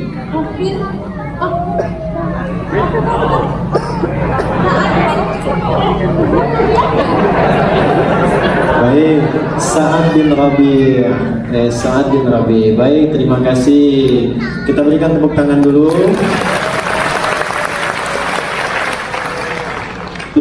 sudah pernah umroh? Belum. Belum. Mudah-mudahan disegerakan insyaallah. Amin insyaallah. Ya, tawaran yang sama. Mau umrah atau 1 juta won? Umroh? Kita ini begitu, umrah. Mau umrah atau 2 juta won? Tadi nggak ada tawaran umroh. Umroh? Bang, 3 juta won. Umroh? Gak akan 4 juta, sampai 3 juta aja. Saya hitung sampai 3. 1, yakin ya? Ya. 4 juta won. Umroh. Betul. 5 juta won. Umroh. Jadi kan tepuk tangan. Baik, nanti tolong cari teman travel ya yang di Korea, atau kalau pulang ke Indonesia bisa juga pakai travel ada punya kita. Nanti insya Allah bisa berangkat dengan yang bintang 5 ya di Mekah dengan Madinah. Udah. Saya yang umroh? Oh, mau ngasih ibu? Ya. Oh, ibunya boleh ibunya nanti boleh berangkat. Ayahnya masih ada? Baik, ayah dan ibunya nanti ya.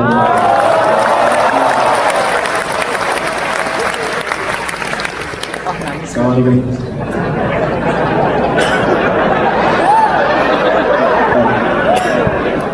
Baik, ini Mbak ini ayah dan ibunya, kemudian teman depan. Ya, sekarang kita ambil 10 menit lagi, fokus ini. Saya coba sampaikan beberapa tips untuk menghafal. Ini cuma ringan-ringan aja di Indonesia biasanya sama anak-anak di sekolah, di SD dan seterusnya. Ini saya tujuannya hanya ingin menunjukkan satu hal yang nanti saya ungkap di akhir. Ya, dan caranya bisa lebih dari ini, tapi ini yang simpel saja. Bisa bantu panitia dihapuskan sebentar. Saya nggak pernah minta bantuan, tapi untuk yang ini mohon izin. Yang dapat hadiah tadi yang 100.000 2 orang bisa bergeser ke depan dulu, nanti saya serahkan langsung. Ya 4 juta nanti disusulkan ya, insya Allah. Kalau mau langsung ada 100.000. Yang umrah nanti insya Allah dicatatkan, geser dulu. Baik, ayo kita ambil surat yang paling panjang di Quran. Surat apa namanya? Al-Baqarah ya. Ambil 5 ayat dulu untuk memudahkan. Ini mudah-mudahan kelihatan ya. Saya bagi 2 begini teman-teman. Ini. Anggap ini mushaf yang saya bagi 2. Untuk menentukan posisi di kanan dan di kiri. Kalau saya tunjuk sini, berarti kanan. Oke? Kalau ini berarti apa? Kiri. Karena waktunya tinggal kurang lebih 10 menitan, maka kita ambil 5 ayat saja di Al-Baqarah. Ambil 1 sampai 5, baik ya? 1 sampai 5 posisinya kalau kita baca begini berarti sebelah kiri di sini. Tulis di sini ya. Baik, posisinya di mana? Kiri ya. Ini saya abaikan dulu. Ini kalau saya tunjuk ini kiri atas, kiri atas. Apa namanya? Kalau di sini kiri tengah. Kalau di sini kiri bawah ya.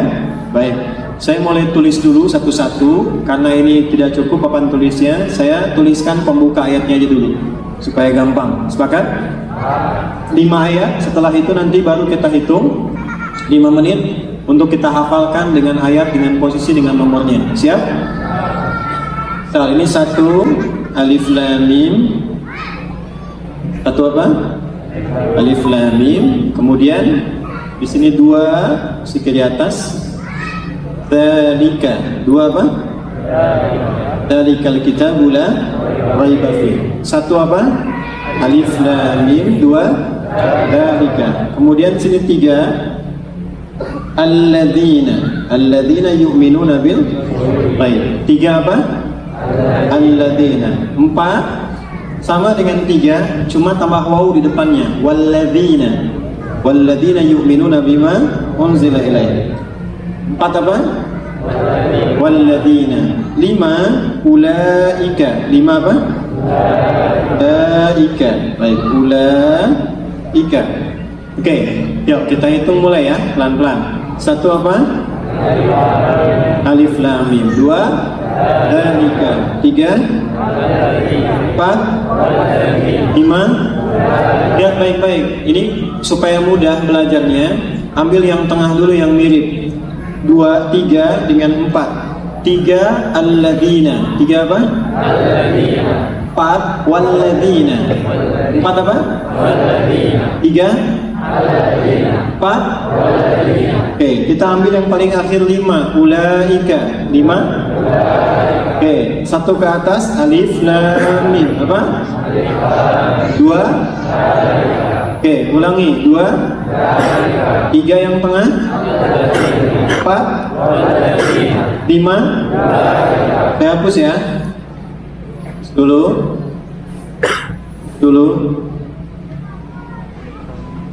Oke, kita ambil yang tengah-tengah dulu. 3 apa?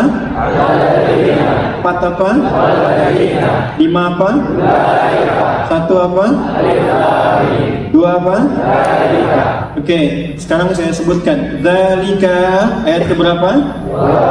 Ulaika alladzina walladzina alif lam mim. Oke, tolong jawab ini surat apa, ayat keberapa, posisinya di mana? Ulaika ala hudan min rabbihim wa ulaika humul muflihun. Surat apa? Ayat berapa? Posisinya di mana? Kiri, atas, bawah? Dzalika surat apa?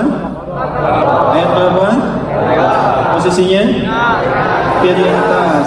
Apa surat Al-Baqarah ayat 3? Di kiri atau di kanan? Di atas atau di bawah? Gampang kan?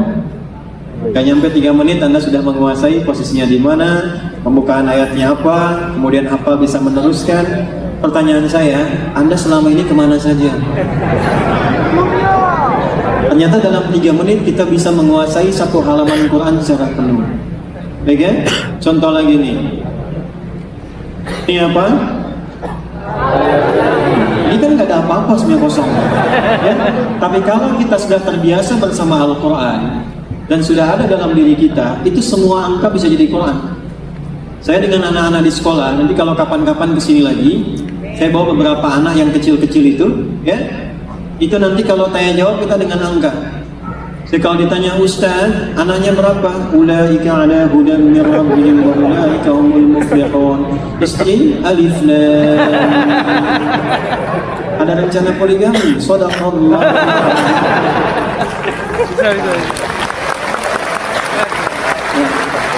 Nanti kita sambungkan ke masjid-masjid di sini. Kalau nanti pengen dipelajari, ini kan pada imam-imam luar biasa. Ustaz Syahrudin Mufti itu berapa qiraat tuh beliau hafalan juga ya. Di anak-anak belajar.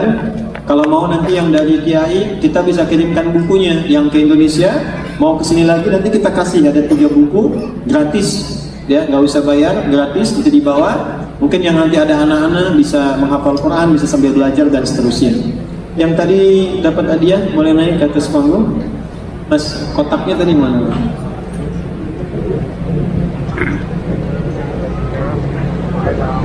Nah, ini sebelum kita berdoa, barangkali kita serahkan dulu. Assalamualaikum. Masya Allah. 4 miliar. Silakan maju ke sini.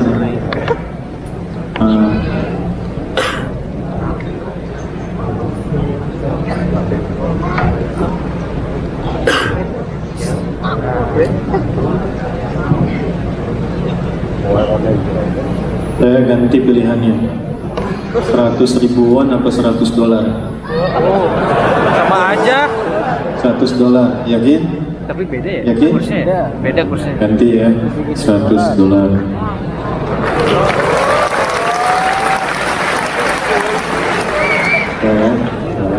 Oke. Masnya mana? Mas, 100 ribuan atau 100 ribu rupiah? 100 ribu dolar. Oke. Masya Allah, beliau minta doa tahun ini insya Allah akan berangkat haji dari Korea. Kalau gitu saya ganti, pilih 100 dolar, 100 ribu won atau 1000 real.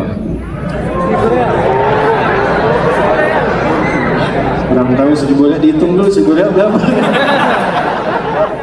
100.000 won, 100 dolar atau 1.000 real? Saya samina wa ta'na. Karena samina wa ta'na beliau dapat 100.000 won, 100 dolar dan 1.000 real.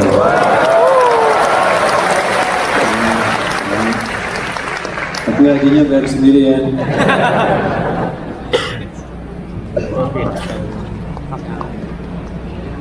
Oh, insya Allah beliau juga habis kita hari ini. Tenang mas, insya Allah. Assalamualaikum. Tenang mas.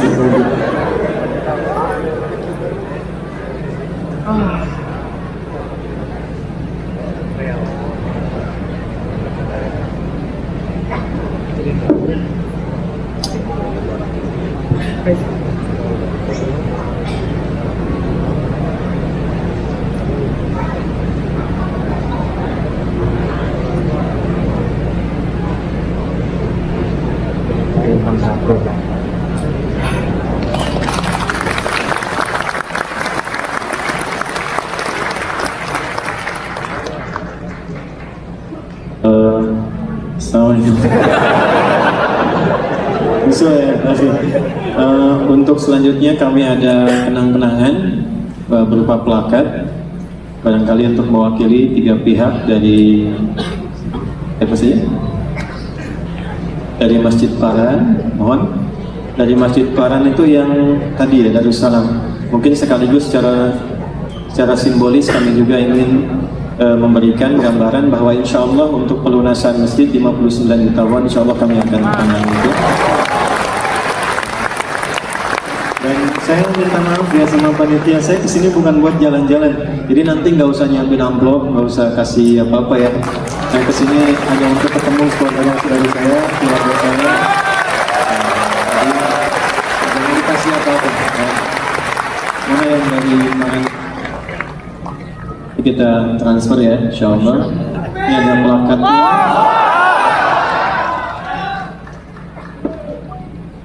Bila ini simbolis dan insya Allah lunas untuk masjid ya. Masjid Al-Barokah, mana Masjid Al-Barokah? Karena sudah barokah jadi tidak usah ditambah lagi. Masjid Al-Barokah mewakili. Silakan.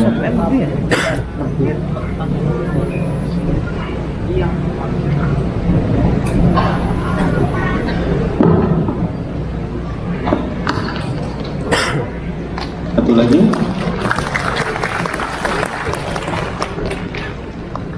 Nah, satu lagi spesial untuk KBRI ya Pak, yang mewakili Pak Yadi barangkali Pak Tengku. Ini doa sekaligus insya Allah komitmen juga dari KBRI untuk membantu dan memperhatikan masyarakat kita di Papua.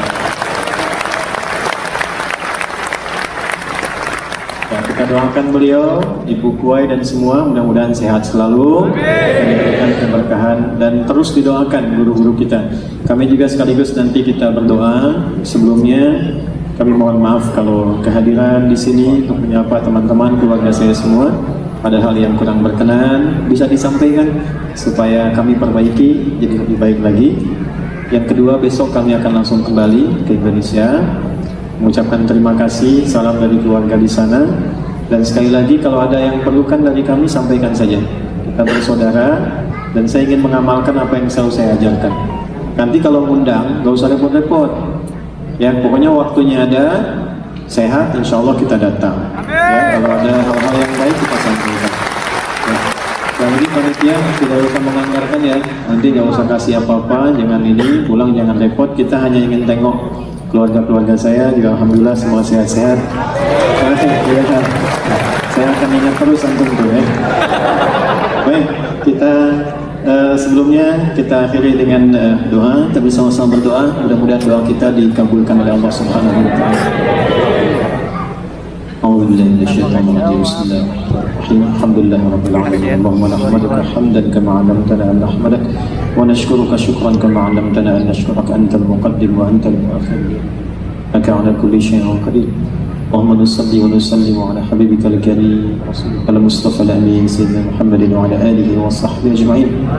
اللهم يا أرحم الراحمين اجعل جمعنا هذا جمعا مرحوما وتفرقنا من بعده تفرقا معصوما. Ya Allah, mohon jadikan pertemuan kami di tempat ini pertemuan yang menjadikan kami saling menyayangi dan mengasihi karenamu.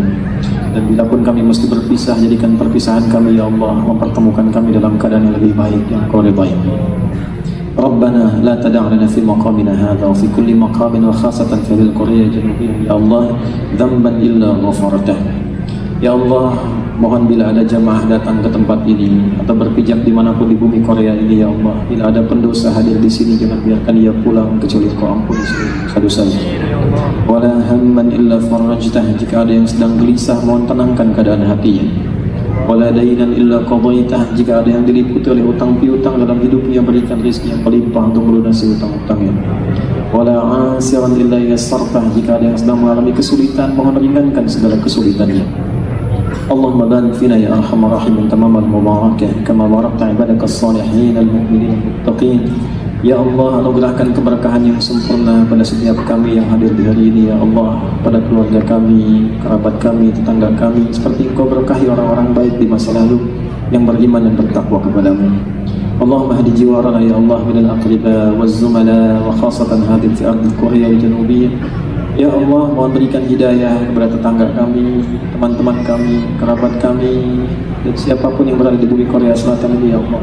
Berikan hidayah kepada mereka ya Arhamar Rahimin, ya qulu muslimin dan mu'minin, supaya mereka bisa mengenal-Mu ya Allah. Allahumma ja'alna minas sajidin dan ibna ya Allah min kulli al-'asiyah Arhamar Rahimin. Ya Allah, jadikan kami termasuk orang-orang yang mampu sujud di bumi Korea ini, yang menjadi saksi bahwa kami ya Allah pernah beribadah padamu. Ya Allah ya Arhamar Rahim, kami berpijak. Alif baina qulubina ya Allah, bihi asbakhna bi ni'matika ikhwana. Ya Allah, lembutkan hati kami untuk saling bersaudara, jauhkan kami dari perpecahan, rukunkan kehidupan kami ya Allah di bumi Korea Selatan ini. Ya Allah, satukan hati kami dalam ketaatan, saling membantu, saling menyayangi, jauhkan kami dari perbuatan dan tindakan yang menyalahi aturan dan maksiat kepadamu. Allahumma Rabbana ya Arhamar Rahimin, ikhfad biladana an Indonesia waj'alha baldatan thayyibatan wa anta tardaha wa barik wa hafidh ya Allah ala sihhati ra'isaha ya Arhamar Rahimin waj'alhum udala li yukhaffifu hisabahum yawmal qiyamah. Ya Allah, mohon jaga negeri kami tercinta Indonesia. Ya Allah, berkahi negeri kami sehingga menjadi negeri yang makmur, yang Kau ridai. Jaga para pemimpin kami ya Allah, sehatkan mereka, berikan kemampuan bersikap adil yang meringankan hisab mereka di hari kiamat. Allahumma ya Allah, hafidh ulama'ana waj'alhum minal mukhlasin lakad-din. Ya Allah, mohon jaga para ulama kami, sehatkan mereka ya Allah. Para imam-imam kami, berikan mereka kemampuan ya Allah untuk mendekatkan kami denganmu, jauhkan mereka dari perpecahan, satukan dalam kebaikan. Allahumma Rabbana atina fid dunya hasanah fil akhirati hasanah wa qina adzabannar. Allahumma hdi ya Allah kullal usah liyatubu ilaika taubatan nasuha. Ya Allah, kalau ada pelaku maksiat datang menghamba kepadamu ya Allah di hari ini, mohon sentuh hatinya untuk bertaubat. Sentuh hatinya untuk bertaubat ya Allah. Sentuh hatinya untuk bertaubat sebelum dia wafat. Fadlika subhana rabbika rabbil izzati amma yasifun wa salamun alal mursalin wa akhiru da'wana subhanaka Allahumma rabbana wa bihamdika asyhadu an la ilaha illa anta astaghfiruka wa atubu ilaik. Alhamdulillahi rabbil alamin. Yang bisa kami sampaikan, saya ucapkan terima kasih teman-teman Banser ini luar biasa, sehat-sehat terus, mudah-mudahan dijaga Allah, kompak semua, teman-teman PCI, NU dan yang lainnya semua terima kasih, sehat-sehat terus. Tolong didoakan guru-gurunya ya, kita semua terima kasih, jaga kebersihan, sehat-sehat pulang kembali ke rumah. Assalamualaikum warahmatullahi wabarakatuh. Waalaikumsalam warahmatullahi wabarakatuh. Alhamdulillahirrahmanirrahim. Kami ucapkan banyak-banyak terima kasih kepada guru kita Ustaz Gunawan Rabbi Rabbina.